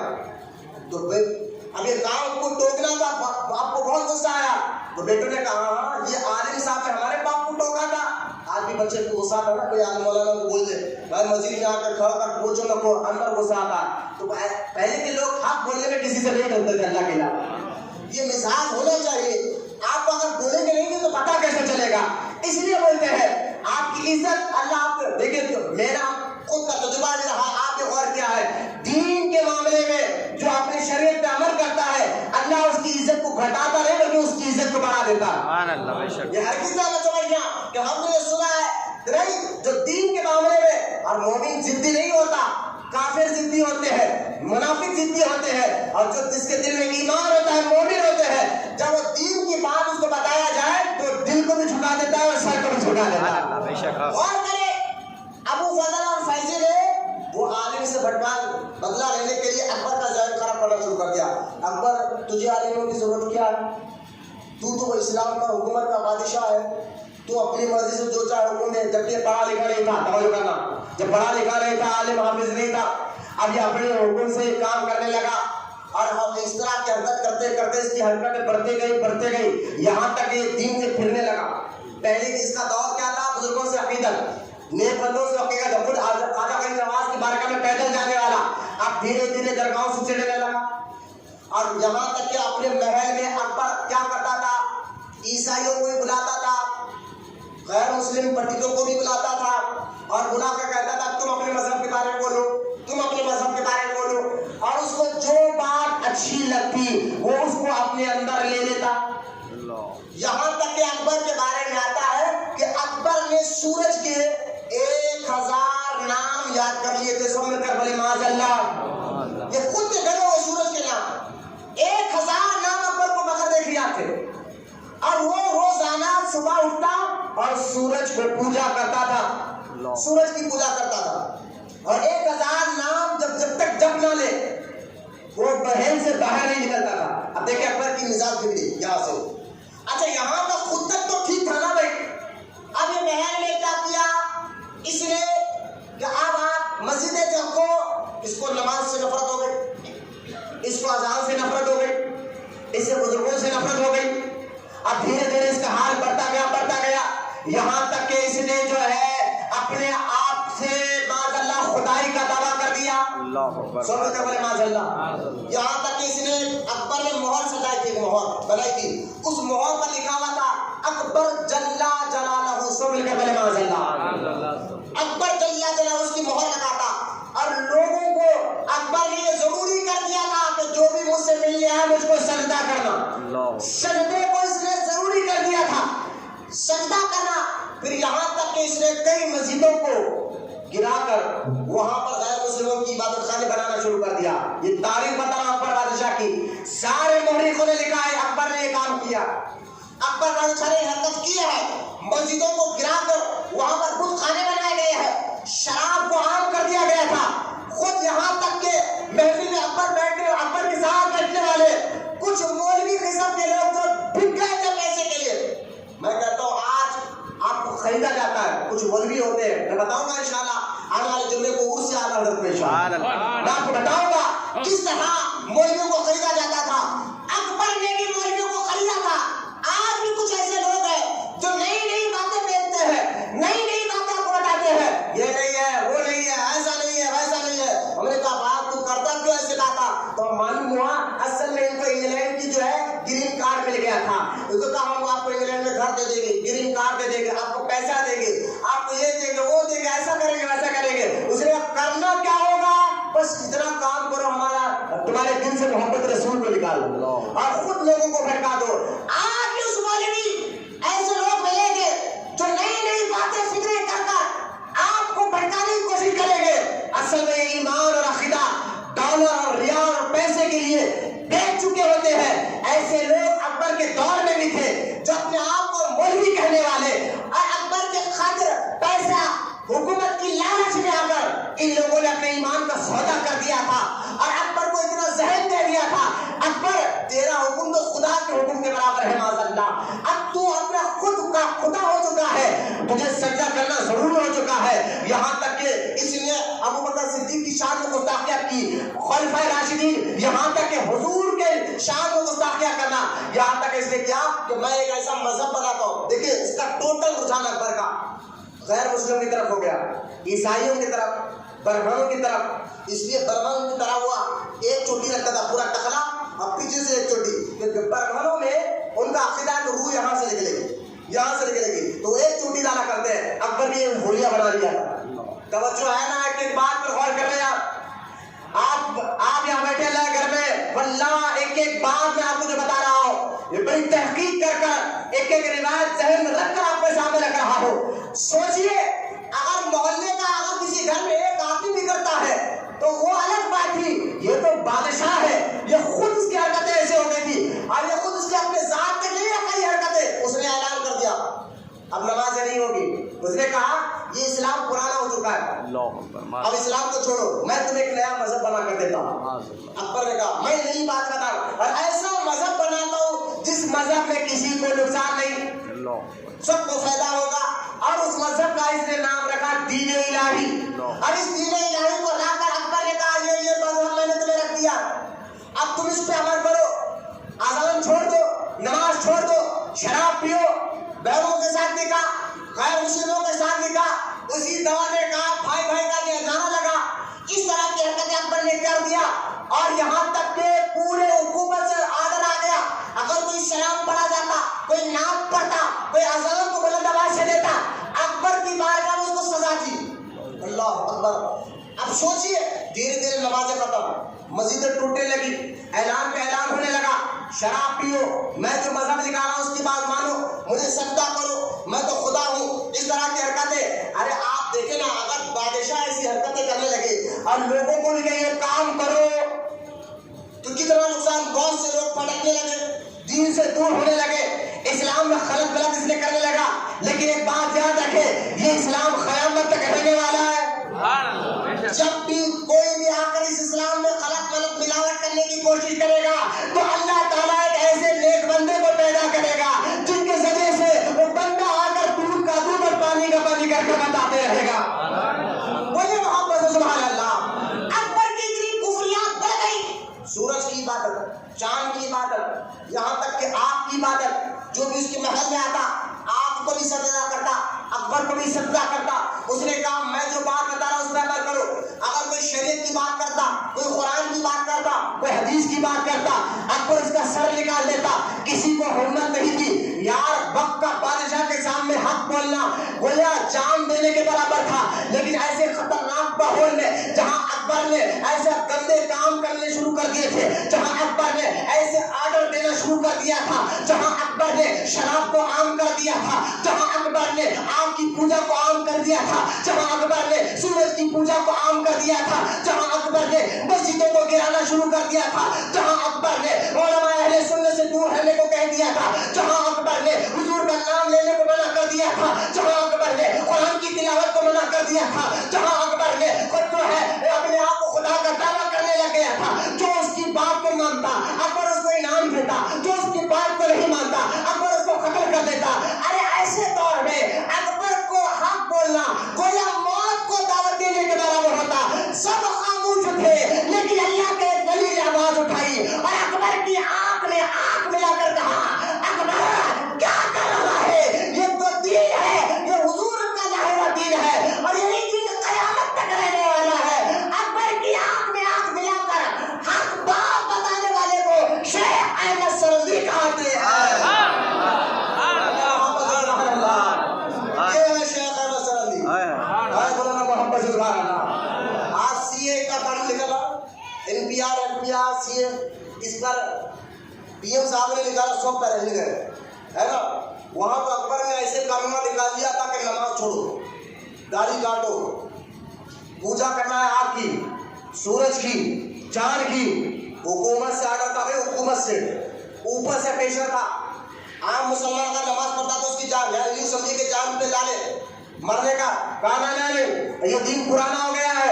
ایسے دور میں بادشاہ کو کون سمجھا, سبحان اللہ, کون آپ کے آنکھ ملا کر گئے؟ تو اللہ تعالیٰ فرماتا ہے میں ایسے بندوں کو ہر دور میں پیدا کرتا ہوں جو کسی کا خوف نہیں رکھتے. اللہ تعالیٰ انہی کی شان بیان کرتے ہوئے سورہ یونس میں ارشاد فرماتا ہے الا ان اولیاء اللہ لا خوف. یہ میرے بندے ہیں, ان کو کسی کو خوف نہیں ہوتا, ان کو کسی کا ڈر نہیں ہوتا. شیخ احمد سرندی نے آنکھ میں آنکھ ملا کر اکبر کو ٹوکنے لگے. مدرسے میں بیٹھ کر تصویریں کے نہیں بیٹھے, ہاں یہ بھی زیادہ رکھنا, مریدوں کو سمجھاتے ہوئے نہیں بیٹھے, میدان میں. بولے سبحان اللہ. آج میں کہتا ہوں مشائخ کو کہ آج بھی وہاں بھی گلی گلی پھر رہے ہیں, گلی گلی لوگوں کو بھٹکا رہے ہیں. آج وقت خانقاہ میں بیٹھ کر تصویر لینے کا نہیں رہا ہے, آج وقت ہو گیا کہ باہر آ کر لوگوں کو سمجھانے کا. جو شیخ احمد سرندی نے کیا تھا, میدان میں آئے. معمولی بات ہے بھائی کہ میدان میں آ کر محلوں میں چورستوں پہ ٹھہر کر لوگوں کو بلا بلا کر دین کی دعوت دینا. جبکہ اکبر نے آرڈر دیا تھا, اکبر نے میری بات مانی جائے گی, اس کے خلاف آواز اٹھا رہے ہیں شیخ احمد سرندی. تنہا آواز اٹھا رہے تصویریں کا. میں شیخ احمد سرندی نے یہ کہا ارے لوگ کیا فکر میں پڑ گئے, میں اللہ اللہ کرتے بیٹھتا ہوں. نہ نہ نہ, اصل عبادت ایسی نہیں. فطروں کے وقت باہر نکل کر حق بات بتانا یہ بہت بڑا تقویٰ اور بڑی عبادت ہے. بولے محمد سبحان اللہ. اور الحمدللہ یہی ہمیں اعلیٰ حضرت نے سکھایا, یہی ہمیں ہمارے سلسلے احمد رضا نے سکھایا ہے. کیونکہ رضوی کام نہیں میدان میں بولنے کا عادی ہوتا ہے. وہابیہ بھٹکائے اور رضوی خاموش رہے. لوگوں کو درگاہوں کے بارے میں گالیاں دے, ہم خاموش رہے. حضور کے علم غیب کا مذاق اڑایا جائے اور ہم خاموش رہے. حضور کو معذاللہ مردہ کہا جائے اور ہم خاموش رہے. یہ لیڈر صاحب کہیں کہ کسی کو برا مت بولو, میں نے کہا خبر میں تمہیں ہی آؤ گے مصطفیٰ آنے والے. چہرہ دکھانا ہے حضور کو, یہ چہرہ دکھانا ہے حضور کو اور کہیں گے حضور آپ کے نام لے تیرگنا اور آپ کی عزت پر آپ کی جان کو قربان کر کے آیا. لہذا ہمیں ایسے تمہیں عقیدہ مبارک ہو. الحمدللہ اعلیٰ حضرت نے بتایا ہے حق بات کرنا یہ عبادت سے بڑھ کر ہے. آج دیکھ رہے شیخ احمد سرندی نے وہی کام کیا تھا اکبر بادشاہ کو. اکبر نے جب دیکھا کہ یہ فقیر ہے, درویش ہے, بڑا جاہو جلال رکھتا, چہرے پہ نور ہے, اس کو دیکھنے سے ہمارے دل میں ڈر ہوتا ہے. کیوں؟ اللہ تعالیٰ کے نیک بندے اللہ سے ڈرتے ہیں، ساری کائنات پر ان کو دیکھ کر ڈرنے لگ جاتی ہے. یاد رکھنا، جس کے دل میں اللہ کا خوف آتا ہے، اللہ کا رعب و دبدبہ آتا ہے، پھر جس کو ان کو دیکھ کر آپ نے نہیں دیکھا، شیر بھی ان کو دیکھ کر ادب کرتا ہے، ببر بھی ان کو دیکھ کر ادب کرتا ہے، ارے ڈاکو بھی ہو تو ان کو دیکھ کر ادب کرتا ہے. ان کا رعب و دبدبہ اللہ ساری مخلوق پہ ڈال دیتا ہے. اکبر نے کہا ٹھیک ہے کام کرو. جب یہ شیخ احمد کہہ رہے ہیں کہ دین پر عمل کرو، تو اکبر نے کیا کیا؟ میں ایک محفل سجاتا ہوں. اکبر نے اعلان کیا ایک محفل سجاؤ. بولے کیا محفل؟ بولے میرے محل کے باہر 2 خیمے لگاؤ، 2 ڈیرے. ایک ڈیرے میں اچھے سے اچھا پکوان رکھو اور اچھے سے اچھا سوٹ پیسہ ہیرے جواہرات رکھو، اور ایک ڈیرے میں سوکھی روٹی رکھو، پھٹے پرانے کپڑے رکھو، پیسہ کچھ نہیں، اور ڈیرا بھی پھٹا پرانا ہونا چاہیے. آؤ لوگوں سے کہو کہ یہ نیا دین جو میں نے نکالا ہے، اگر اس میں آنا چاہتے تو یہ ڈیرے میں آ جاؤ جہاں پر ہیرے جواہرات ہیں. سمجھتے بولے ماشاء اللہ. دیکھیں اس نے کیا کیا، یعنی تاثیر دینا چاہیے میں جو دین لایا ہوں نیا اس میں فائدہ ہے. اور یہ دین جس طرح یہ پھٹے پرانے کپڑے یہاں رکھے ہوئے ہیں نا، یہ سارے پھٹے پرانے کپڑے کی طرح دین بھی ماشاء اللہ پرانا ہو چکا ہے. یہ تاثیر دینا چاہا اس نے. مجدد کسانے کا اکبر ایسا نہ کر، ایسا ہرگز مت کر. اس نے کہا میں کروں گا. اس نے ڈیرے لگائے 2 محل کے باہر، ایک طرف ہیرے جواہرات رکھے، اچھے پکوان اچھے کھانے رکھے، اور دوسری طرف پرانا ڈیرا پرانے کپڑے سوکھی روٹی رکھی، اور لوگوں سے کہا لوگوں جس کو دین میرے دین میں آنا ہے وہ یہ طرف آ جائے، اس کو پیسہ ملے گا، اچھے کپڑے ملیں گے، ہیرے ملیں گے، جواہرات ملیں گے. اور جس کو پرانا دین ماشاء اللہ حضور کا دین استعمال کر رہا ہے اس ڈیرے میں آ جائے. شیخ احمد سرندی نے کہا ہم جائیں گے. سبحان اللہ. ہاتھ میں آسا لیا، اٹھے اور گئے. اور جس طرح اس نے ماشاء اللہ پرانا ڈیرا لگایا تھا جہاں پھٹے پرانے کپڑے رکھے تھے، شیخ احمد سرندی وہاں جا کر ٹھہر گئے. اور جہاں جو لوگ لالچ پسند تھے، جو پیسہ چاہتے تھے، جو دولت چاہتے تھے، جو دنیا ہی کو سب کو سمجھتے تھے، وہ کچھ لوگ ادھر طرف چلے گئے. شیخ احمد سرندی اس طرف ٹھہرے، اور اکبر بادشاہ محل کے اوپر کھڑکی میں سے دیکھ رہا تھا تماشا. آپ نے شیخ احمد سرندی نے جلال بھری نظر اپنی جلال بھری نظر اس ڈیرے کی طرف ڈالا جس ڈیرے میں اس نے پیسہ رکھا تھا، کپڑے رکھے تھے، ہیرے رکھے تھے، سونا چاندی رکھا تھا. جلال بھری نظر ڈالنا تھا. طوفان ہوا کا ریت کیسا اٹھا، وہ سارا کا سارا ڈیرا گر گیا، پیسے بکھر گئے، سونا غائب ہو گیا. اور اکبر جس کھڑکی میں ٹھہر کر یہ تماشا دیکھ رہا تھا، ہوا تیز اتنی چلی، کھڑکی کا دروازہ مارے گا، ہر دروازہ اس کے سر پر مار لگا، اور 7 مرتبہ اکبر کے پیشانے پر وہ دروازہ لگا اور نیچے گر کر اکبر پر گیا. محبت سے سبحان اللہ. ایک فروغ گیا. بعض لوگ کہتے ہیں اکبر اس کی ہسٹری غلط بتاتے ہیں، وہ جو ہے مسلمان تو تھا، سب غیر مسلم اس کی بہت تعریف کرتے ہیں. کیوں تعریف کرتے ہیں سمجھ گئے نا؟ جو مسجدوں کو گرا کر ان پر کھانے بنا رہا تھا، جو آپ کی پوجا کو لازم کر دیا تھا، جو چاند اور سورج کی پوجا کو ضروری کر دیا تھا، جو سجدے کو لازم کر دیا تھا، اب اتنی برائیاں اس نے معاشرے میں قائم کر دی تھی. اب جلال الدین اکبر تو مرا وہ طوفان میں، اس کی جگہ اس کا بیٹا آیا، نام تھا جہانگیر، جس کو نور الدین کہتے ہیں اور عرفیت میں جہانگیر بادشاہ کے نام سے جانتے ہیں. یہ تخت پر بیٹھا اور یہ بھی اپنے باپ کی طرف وہ کام جاری رکھا. نہ اس نے شراب بند کی، نہ اس نے وہ حرکتیں بند کی جس سے باپ نے کیا تھا، وہ سارے کام جاری کرے. تو حضرت شیخ احمد سرندی نے اس کو بھی آنکھ میں آنکھ ملا کر سمجھانے لگے کہ اے احمد یہ نہ کر، اے جہانگیر ایسا نہ کر، تیرے باپ کو میں نے تاکید کی ہے، اب تجھے بھی تاکید کرتا ہوں. دھیرے دھیرے ہوا کیا، شیخ احمد سرندی کے مرید بڑھتے گئے. لوگ جو کہ حق میں سچائی میں طاقت ہو گئے. اتنا بھی بولو سچ اگر ظاہری طور پر کمزور نظر آتا ہے اس کو کمزور نہ سمجھو، اللہ تعالیٰ سچ ہی میں طاقت رکھتا ہے. بولے محبت سے سبحان اللہ.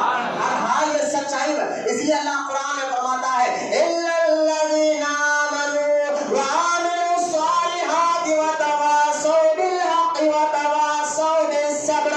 اللہ تعالیٰ قرآن میں ارشاد فرماتا ہے وہی لوگ کامیاب ہیں جو ایمان لائے اور اچھے کام کرے اور حق بات اور خود بھی رہے اور لوگوں کو بھی حق بات کی تلقین کرتے رہے اور خود بھی صبر کرے اور لوگوں کو صبر کی دعوت دیتے رہے.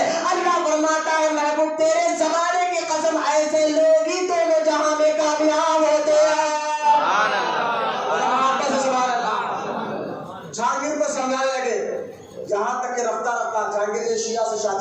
کہاں سے؟ بولے نا نور جہاں شیعہ تھا، جہانگیر کی اس نے شادی کی، اب اس نے کیا کیا وہاں سے شیعوں کو بھی پروموٹ کرنا شروع کر دیا ایران سے، یہاں آتے رہے، اب شیعہ کیا کرتے ہیں؟ ابو بکر کو گالیاں دینے لگے، فاروق اعظم کو گالیاں دینے لگے، عثمان غنی کو گالیاں دینے لگے، اب اس طرح کی حرکت کرنے لگے۔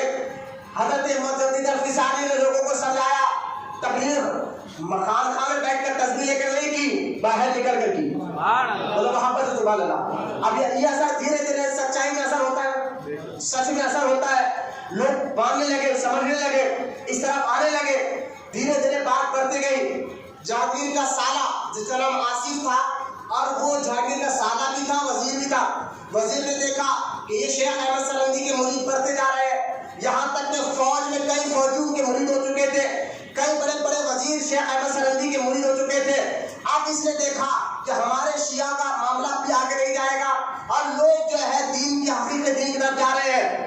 آصف نے جہانگیر کے کان بڑے شروع، جہانگیر کو جانتا ہے کہ فقیر یہ بول کیا اس کی دن بدن تعداد بڑھتے جا رہی ہے، کہیں تیرے حکومت کو خطرہ نہ ہو جائے، کہیں تیری تخت کو خطرہ نہ ہو جائے، اور تو جانتا ہے یہ تیرے باپ کو بھی گالی دیتا تھا، تیرے بارے میں بھی جو ہے بہت باتیں کر رہا ہے، اور یہ سجدہ نہیں کرے گا۔ جہانگیر نے کہا صاحب یہ ساری باتیں ہیں تو بلاؤ ان کو، اب بلاؤ۔ شیخ احمد سرہندی ادھر اپنے مریدوں کو کہہ رہے بابا آپ جا رہے ہیں نا، کچھ سال کے بعد آئیں گے، حضور جا کر رہے ہو، کہاں کچھ ہی دیر میں پتا چلے گا، کچھ دیر میں پتا چلے گا، لیکن ہم جا رہے ہیں نا، وہ جا کر بھی یہ کام ہمارے مشن میں تم لوگ جاری رکھنا، میں بھی وہاں بیٹھ کر یہ جاری رکھوں۔ یہ مریدوں کو بات ہی کر رہے ہیں، جب سپاہی آئے کہا چلیے آپ کو بادشاہ نے بلایا۔ حضرت شیخ احمد سرہندی بیٹھے اور گئے، تو جہانگیر نے کیا کیا؟ جانتا تھا کہ یہ سجدہ نہیں کریں گے، اگر یہ سجدہ نہیں کریں گے تو لوگوں کے دل سے رعب اٹھ جائے گا، جتنے محل میں دیکھنے والے لوگ ہوں گے یار یہ بزرگ نے سجدہ نہیں کیا، تو لوگوں کو ہمت آ کے بولنے کا موقع ملے گا۔ تو جہانگیر نے کیا کیا؟ دروازے کو چھوٹا دروازہ رکھا، کہا ان کو اس اندر سے لاؤ، چھوٹے دروازے سے لاؤ۔ اگر چھوٹے دروازے سے آئیں گے تو بندہ پہلے سر ڈالتا ہے، اس کے بعد پیر ڈالتا ہے، لیکن مجدد الفسانی کو جب چھوٹے دروازے سے اندر لانے کو جہانگیر نے کہا تو حضرت نے پہلے سر نہیں پہلے پیر اندر رکھا، پیر اندر رکھ کر اندر آئے اور آ کر کہا کہ آپ نے سنا ہے کہ آپ یہ باتیں کر رہے ہیں؟ بادشاہ آپ کو جہانگیر کو آپ نے فرمایا ہاں تو تیرے باپ نے جو حرکتیں کی ہے اسی کام کو تو مٹا دے، یہ شریعت کے خلاف ہے، یہ قرآن حدیث کے خلاف ہے۔ کسی نے کام میں کہا جہانگیر دیکھا تجھے اس نے آپ کو سجدہ نہیں کیا، کہا آپ نے سجدہ کیوں نہیں کیا؟ شیخ احمد نے کہا سجدہ صرف اللہ کو جائز ہے، کہا ہمیں سجدہ کرو تعظیم، کہا ہم نہیں کریں گے۔ جہانگیر نے کیا کیا؟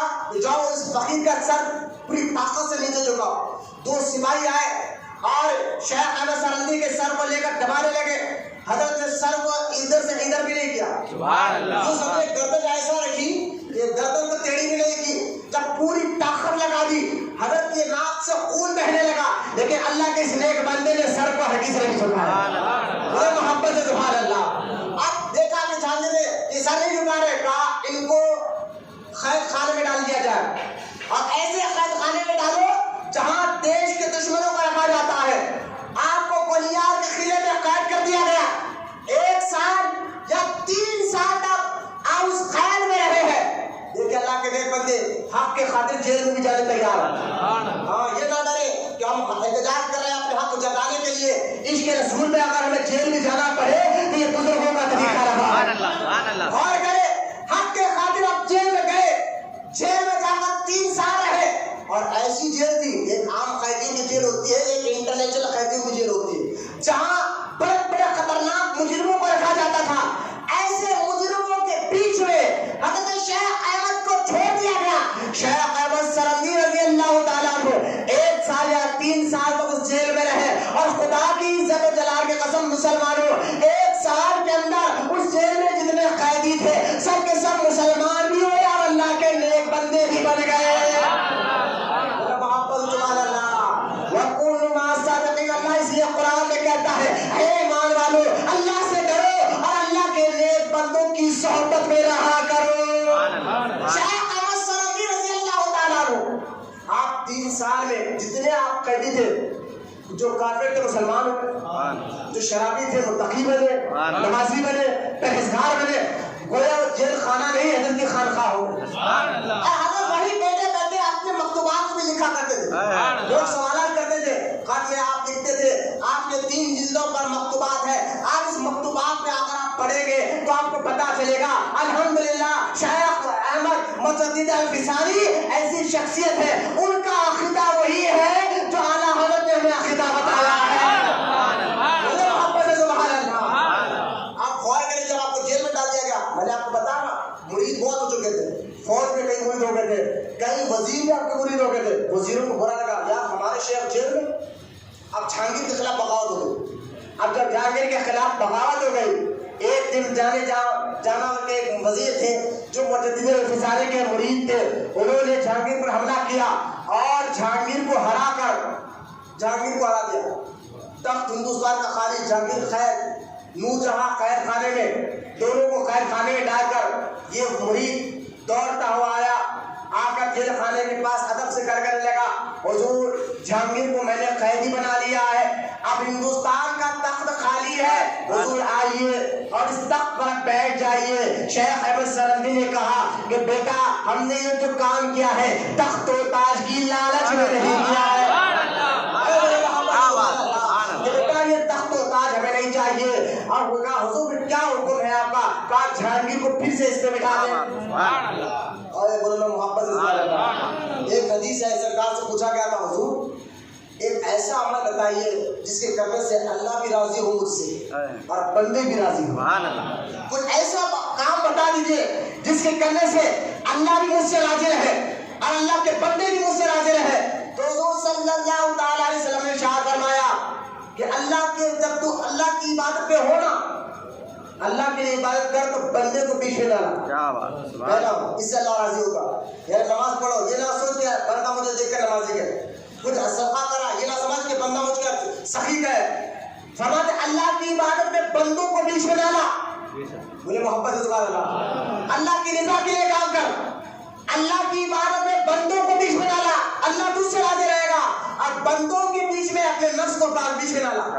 بندوں کے ساتھ ہو تو نفس کو بیچ میں ڈالا, اللہ کے ساتھ ہو تو بندوں کو بیچ میں ڈالا.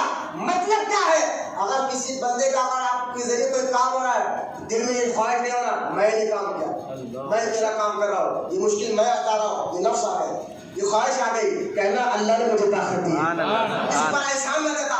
بندوں کے ساتھ کام کر تو نفس کو بیچ میں ڈالا, اللہ کی عبادت میں ہو تو بندوں کو بیچ میں ڈالا. اس سے ہوگا کیا کہ اللہ بھی راضی ہوں گے اور بندے بھی راضی ہوں گے. اب جہانگیر نے دیکھا, میں تو سمجھتا تھا یہ بابا مریدوں کو بنا کر میرے سندرت ہڑپنا چاہتا ہے, میں تو سمجھتا تھا, لوگوں نے تو یہ ذہن دیا تھا کہ جہانگیر ان کے مرید بڑھ رہے ہیں, کہیں تیرا تخت قبضہ نہ ہو جائے. ارے ان کے مریدوں نے تخت دیا, انہوں نے تخت کو ٹھوکر مار دیا. معلوم ہوا یہ تخت و تاج کے لیے کام نہیں کر رہے تھے, یہ اللہ کی رضا کے لیے کام کر رہے تھے. جہانگیر تخت پر بیٹھا اور بیٹھ کر کہا کہ حضرت باہر آئیے. موقع دے کے جہانگیر مجدد الفسانی مشن تکلیف اٹھانے کے بعد 3 سال کے بعد حضرت نے فرمایا حضرت باہر آئیے, اب آپ باہر آ جائیے.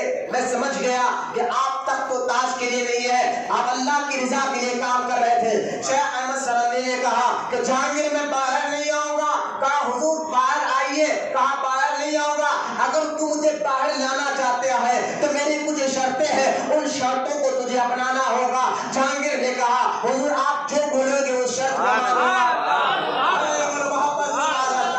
خود ملک کا بادشاہ کا سدھر جائے تو سارا ملک سدھر جاتا ہے. کہا حضور جو آپ بولو گے وہی بات نہ ہوگا. تو حضرت شیخ احمد سرندی نے کہا بولے کہ اے جہانگیر آج کے بعد تیرے باپ نے جو کام رواج کیا تھا وہ سارے کام تو مٹائے گا. سورج کی وجہ ختم, آپ کی وجہ ختم, بڑا جانور تیرے باپ نے کہا آج سے ذبح ہوگا. محمد سبحان اللہ. آج تیرے باپ نے جہاں جہاں جو ہے مسجدیں گنا کر کچھ کھانے بنائے تھے ان جگہوں کو پھر سے مسجد بنائے گا. جہانگیر نے کہا حضور منظور ہے. کہا آج کے بعد تو سجدے کو لازم نہیں کرے گا, سجدہ تعظیم میں ختم گیا. حضور منظور ہے, منظور ہے. ہر شخص کو منظور کرتے ہوئے بڑی عزت کے ساتھ باہر لایا. کہا حضور اب آپ باہر آ جائیے, آپ جو بولیں گے وہی کام ہوگا, وہی کام ہوگا. شیخ احمد سرندی رضی اللہ تعالیٰ عنہ باہر آئے اور جہانگیر دیکھا وقت کے لوگوں نے کہ جو باپ اکبر نے جس طرح کی حرکتیں کی تھی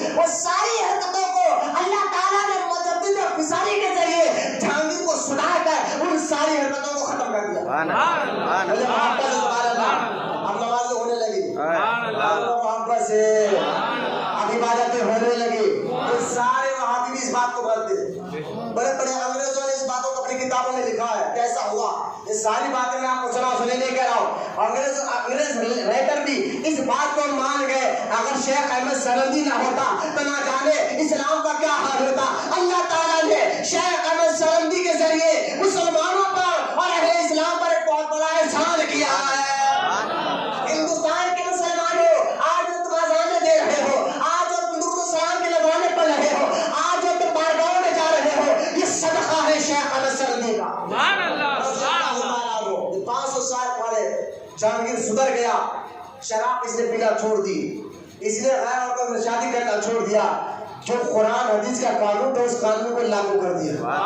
اس نے توبہ کر کے سارے قانون کو لاگو کر دیا تو اسی کے یہاں پیدا ہوتا ہے بچہ جس کا نام شاہ جہاں تھا, اور اس کے یہاں بچہ پیدا ہوتا ہے جس کا نام اورنگزیب تھا. ہاں, جہانگیر کا پوتا ہوتا ہے اورنگزیب علیہ رحمت رضوان, جس نے تصدیق کے کئی کارنامے کیے ہیں اورنگزیب رحمت اللہ تعالیٰ علیہ نے. تو لہٰذا جہانگیر نے کہا حضور اب آپ ایک کام کریے, میرے ساتھ رہیے تاکہ جہاں بھی میں غلطی کروں آپ مجھے روکیں. کیونکہ میں ولی الامر ہوں, میں بادشاہ ہوں اسلام مسلمانوں کو. میں کیا میں اگر بھٹکا تو سارے خوف بٹے گی, لہٰذا آپ میرے ساتھ رہیں گے تو جو آپ قانون بتائیں گے قرآن حدیث کا وہی قانون میں برقرار رکھوں گا.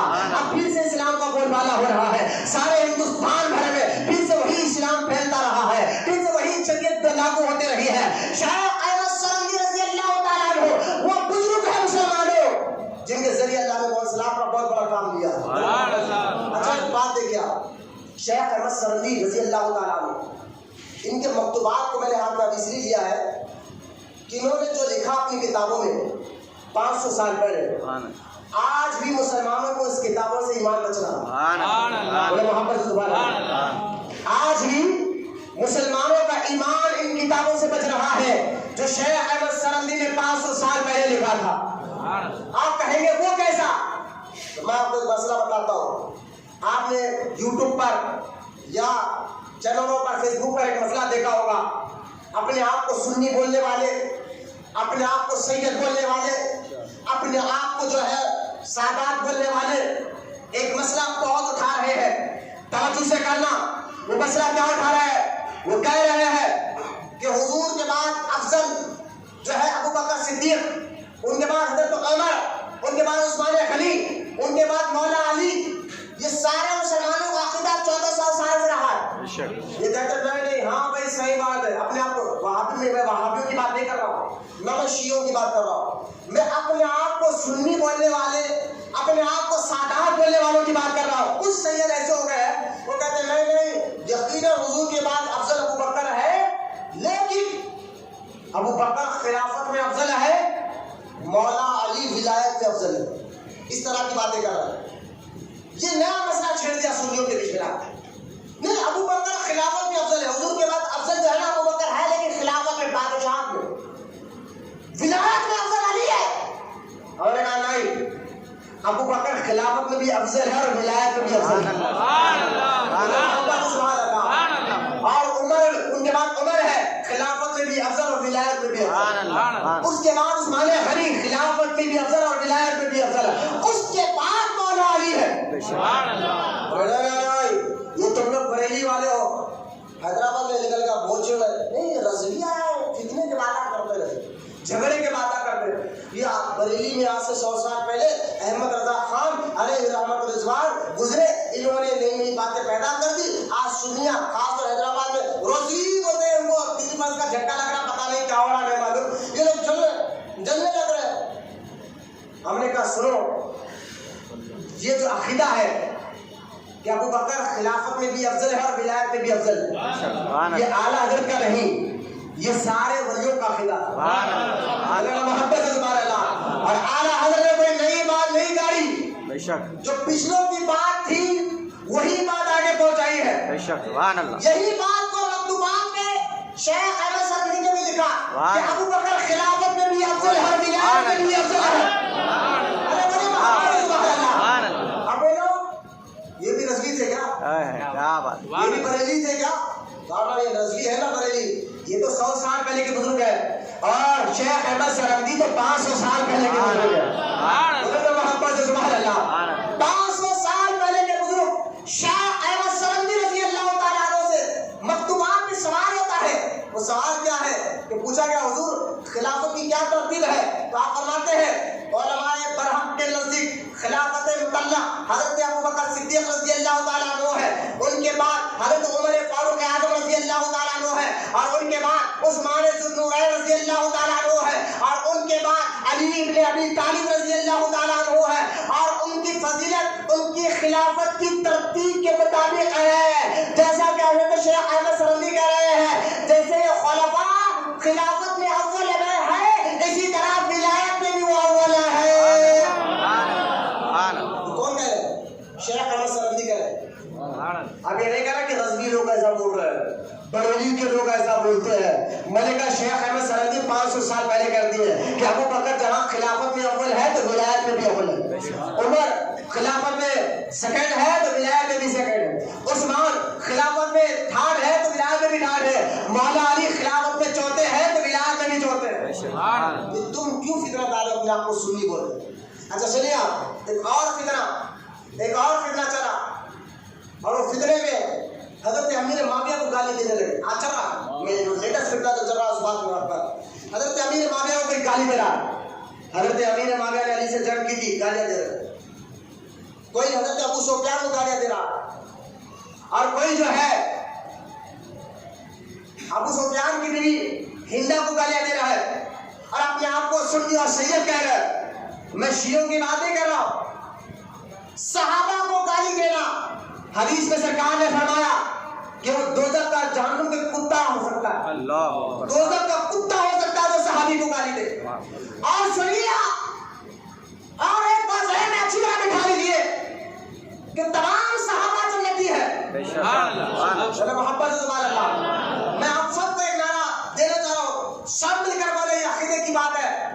ہر صحابی رسول جنتی جنتی، ہر صحابی رسول جنتی جنتی، ہر صحابی رسول جنتی جنتی، ہر صحابی رسول جنتی جنتی. پیچھے والے شاید نہیں مان سو مانتے ہیں نا، یہ آپ نے کوئی ایسا نعرہ نہیں لگا نہ میری شان ہے نہ آپ کی شان ہے، ہم دونوں کی تربیت ہو رہی ہے، یہ آپ کی تربیت، اس سبق لے رہے ہیں ہم دونوں، یہی خبر میں آنے والی چیزیں. ہاں شرمائیے گا، میں کہہ رہا ہوں ہر صحابی رسول جنتی جنتی، ہر صحابی رسول جنتی جنتی. اگر کوئی آپ نابیر واقعے کی شان آپ کے سامنے آ کر کہے وہ حضرت علی سے لڑے، انہوں نے غلط کام کیا تھا، ہم نے کہا پھر آؤ شیخ احمد سرندی کو پڑھ لو. سبحان اللہ. تمہیں اعلیٰ حضرت سے چڑ ہے نا، سنو میرے اعلیٰ حضرت، ہم سب کے اعلیٰ حضرت. اللہ نے ان کے نام میں یہ تاثیر دی ہے، ان کے نام ہی نے یہ تاثیر دی ہے. کیا تاثیر ہے؟ دیکھیے صحابہ کہتے ہیں حضور کے دنیا سے جانے کے بعد منافق بہت پھیل گئے. جب بھی ہم کسی محفل میں جاتے تو لوگ شملے والے داڑھی والے نظر آتے ہیں، تو صحابہ کہتے ہیں مشکل ہو جاتا ہے اس میں سننے ہمارا کون ہے منافق کون ہے پہچاننا مشکل ہو جاتا. تو حضرت جامع ترمذی میں حدیث پاک ہے، ابو سعید خدری کہتے ہم جہاں بھی جاتے، توجہ اعلیٰ صحابی کہہ رہے ہیں، ابو سعید خدری کہہ رہے ہیں اگر ہم ایسی جگہ جاتے جہاں پر سارے مسلمان بیٹھے ہو اور صحابی کہتے ہیں ہمیں پہچاننا مشکل ہو جاتا ہے منافق کون ہے اور مومن کون ہے، یہ پہچاننا مشکل ہو جاتا ہے. سب شملے والے داڑھی والے ہیں نا بھائی، پہچاننا مشکل ہو جاتا تو ہم کیا کرتے؟ تو ابو سعید خدری کہتے ہم ذکر مولا علی کرتے. تو سرکار کی حدیث ہے، سرکار نے فرمایا علی تجھ سے محبت صرف مومن ہی کرے گا، کافر تجھ سے منافق محبت نہیں کرے گا. ابو سعید خدری کہتے رضی اللہ تعالیٰ عنہ جب بھی ہم ایسی جگہ جاتے جہاں منافق بھی بیٹھے رہتے مومن بھی بیٹھے رہتے اور ہمیں پہچاننا مشکل ہو جاتا ان میں منافق کون ہے اور مومن کون ہے، ہمیں ماننا مشکل ہو جاتا، پہچاننا مشکل ہو جاتا، تو ابو سعید خدری کہتے ہیں ہم ذکر مولا شروع کر دیتے. ہم کہتے ہیں من کنت مولا فہذا علی کو مولا، علی کا ذکر کرتے اور لوگوں کے چہروں کو دیکھتے، علی کا ذکر سن کر جس کا چہرہ کھل جاتا صحابی کہتے ہم سمجھ جاتے کہ یہ مومن ہے، اور جس کا چہرہ ہوتا جاتا ہم سمجھ جاتے ہیں منافق ہے. یہی صحابہ کا صدقہ، بے شک یہی غوث اعظم کا صدقہ، یہی غریب نواز کا صدقہ، یہی بندہ نواز کا صدقہ، یہی نظام الدین اولیاء کا صدقہ عطا ہوا احمد رضا خان.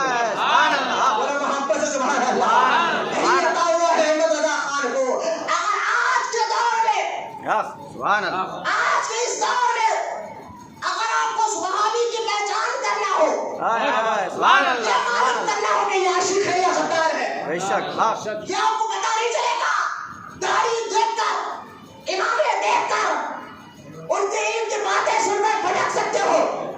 کچھ لوگ ایسے ہیں جو گندی باتیں کر کر بھٹکا سکتے ہو۔ سنو مسلمانوں، آج کے دور میں اگر عالم ہو تو آسانی سے پہچان لے گا کہ وہابی ہے سنی ہے۔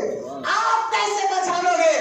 الحمدللہ احمد رضا خان اللہ تعالیٰ نے ان اولیاء کے صدقے میں یہ کرامت عطا فرمائی ہے، یہ آزما کر دیکھ لیں۔ آپ اگر سنی وہابی کو آپ کو پہچاننا ہے، اس کے سامنے اعلیٰ حضرت کا ذکر کر لیجیے، اعلیٰ حضرت کا ذکر کر لیجیے۔ اگر پکا عاشق رسول ہوگا تو اعلیٰ حضرت کا نام سن کر مسکرانے لگ جائے گا۔ اگر ڈگمگ ہوگا نا، ڈگمگ جیسا لائٹ آتی جاتی ڈگمگ ہوگا نا، یہ تھالی کا بیگن ہوگا، چہرہ اتر جائے گا، بے شک بے شک ادھر ادھر دیکھنے لگ جائے گا۔ سمجھ جانا کہ بیٹا تیرے دل میں کہیں نہ کہیں ڈگمگ ہے، بے شک تو پلپلا ہو سکتا ہے، عاشق نہیں ہو سکتا۔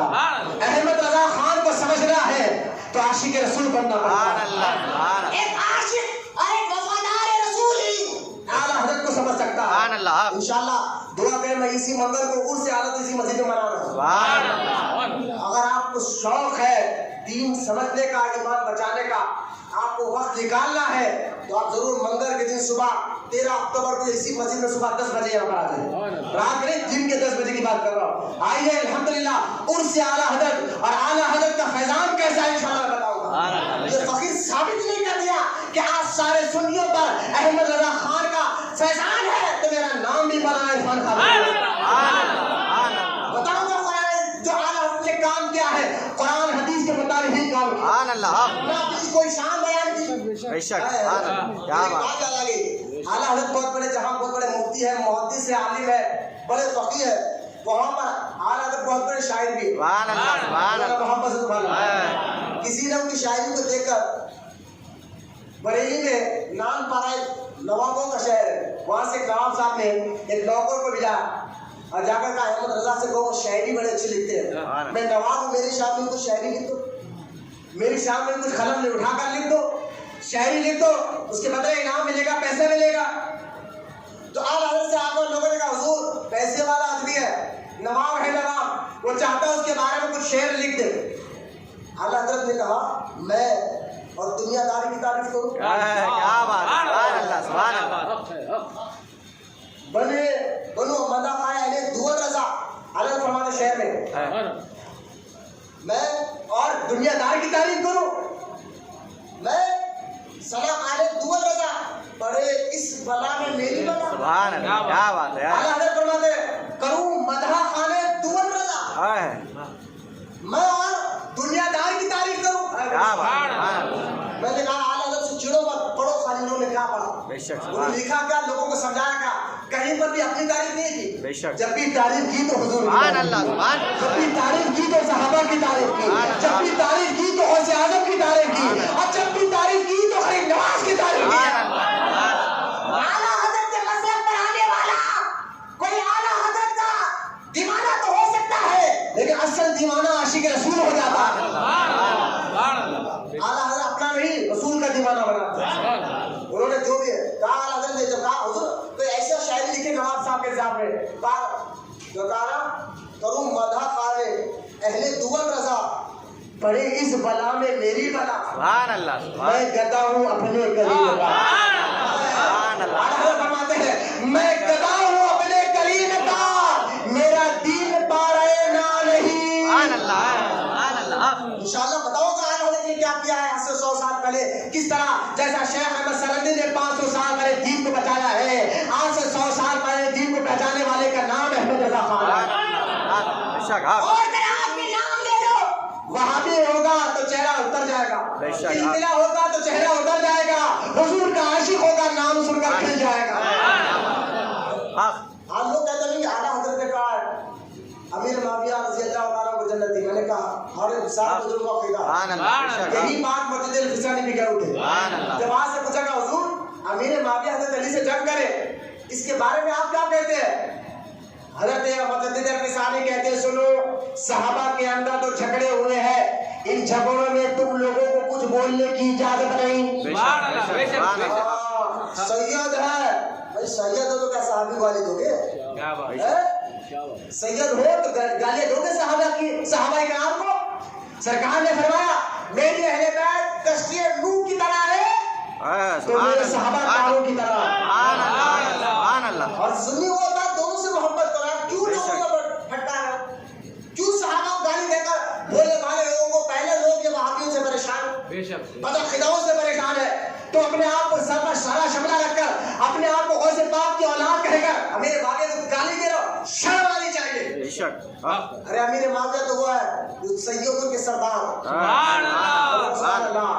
بلکہ جنتی نوجوانوں کے سردار امام حسن نے امیر معاویہ سے سنا کی۔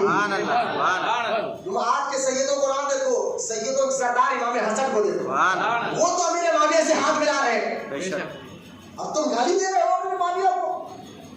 تو حضرت مجدد الفسانی سے بتا کہ حضور صحابہ کے اندر جنگ ہوئی ہے، استقبال آپ کیا کہتے ہیں؟ کہا سنو اس جنگ میں حق پر حضرت علی تھے، بولو سبحان اللہ۔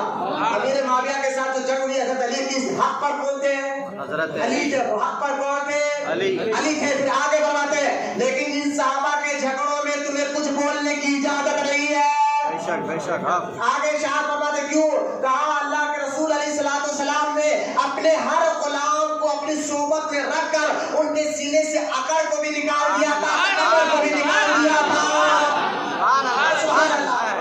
آسان لفظوں سے حضور نے اپنے غلاموں کی ایسی تربیت کی، کیا بات ہے، بولو سبحان اللہ۔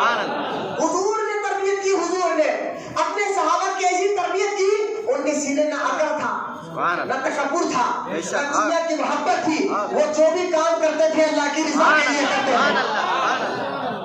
میرے معاویہ میں ان میں عیب نکالنے کی کوشش کروں گا تو پھر حضور استاد ہے، میں شاگرد میں عیب تو استاد ہے، حضور میں عیب نکالنے کی بات کر رہے ہو؟ فرماتے سنو حضرت امیر معاویہ ہو، سید عائشہ صدیقہ ہو، سید ابو طلحہ ہو، مجدد الفسانی کہتے ہیں ان کے سینے پاک تھے، ان کے آپس کی جو جنگ ہوئی ہے وہ جنگ دنیا کی لالچ میں نہیں ہوئی، نہ کرسی کی لالچ میں ہوئی ہے، نہ ایک دوسرے کی دشمنی میں ہوئی ہے، بلکہ وہ جنگ دونوں بھی اللہ کی رضا کی خاطر آئے تھے میدان میں۔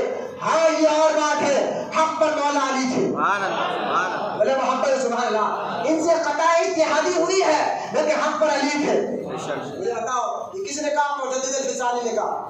یہ مکتوبات شریف میں ہے، 3 جلد مکتوبات جہاں عقیدے کا باب ہے، اس مکتوبات شریف سے میں بات کر رہا ہوں۔ اب یہ نہیں کہنا کہ مکتوبات یہ اعلیٰ حضرت نے لکھا ہے، میں نے کہا اعلیٰ حضرت تو وہ بزرگ ہے جو پچھلوں کی باتیں اسی بات کو آگے لوگوں کو بتایا، بس اعلیٰ حضرت نے جو کام کیا ہے وہ بتاؤں گا کہ منگل کو انشاءاللہ آئیں گے نا، انشاءاللہ کچھ کے لیے کے ساتھ لائیے۔ آج ضرورت ہے نوجوانوں کو اپنے بزرگوں اپنے اسرار کے کارنامے سننے سمجھنے تاکہ ان کے ذریعے سے ہمارا ایمان اور عقیدہ مضبوط ہو۔ لہذا شیخ احمد سرندی رضی اللہ تعالیٰ عنہ جہانگیر کو سدھارا اور اس کی سدھار کا نتیجہ یہ ہوا کہ ان کا بیٹا شاہجہاں وہ بھی سنی گزرا اور ان کا بیٹا اورنگزیب وہ تو سنی بھی گزرا، ولی بھی گزرا، مجدد بھی گزرا۔ سارا فیض تھا مجدد الفسانی کا رضی اللہ تعالیٰ عنہ، جن کا مزار آج بھی پنجاب کے شہر سرہند میں موجود ہے۔ انڈیا کا پنجاب، وہاں ایک علاقہ سرہند جو دلی سے 300 یا 200 کلومیٹر دور پر سرہند کا جو علاقہ ہے، آج ان کا مزار مبارک آپ جائیے، اپنے گھروں میں فاتحہ دلائے اور ایک بزرگ کے نام کے وسیلے سے اور ان کے عقیدے پڑھے۔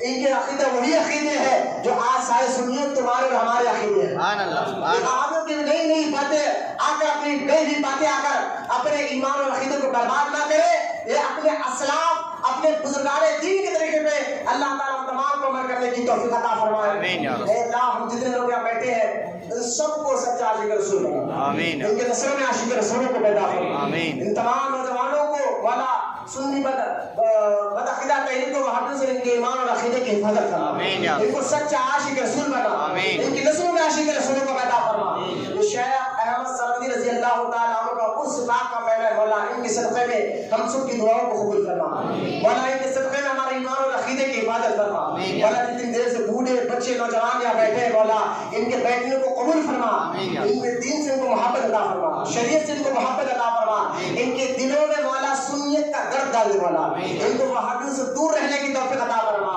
عاشقوں کی صحبت میں رہنے کی توفیق عطا فرما، تیرے نیک بندوں کی صحبت میں رہنے کی توفیق عطا فرما مولا۔ ہم سب کی دعاؤں کو حضور اکرم علیہ الصلوۃ والسلام کے صدقہ طفیل میں اور شیخ احمد سرندی رضی اللہ تعالی عنہ کی صدقہ طفیل میں سب کی دعاؤں کو قبول اور مقبول فرما۔ وما علینا الا البلاغ والحمد للہ رب العالمین۔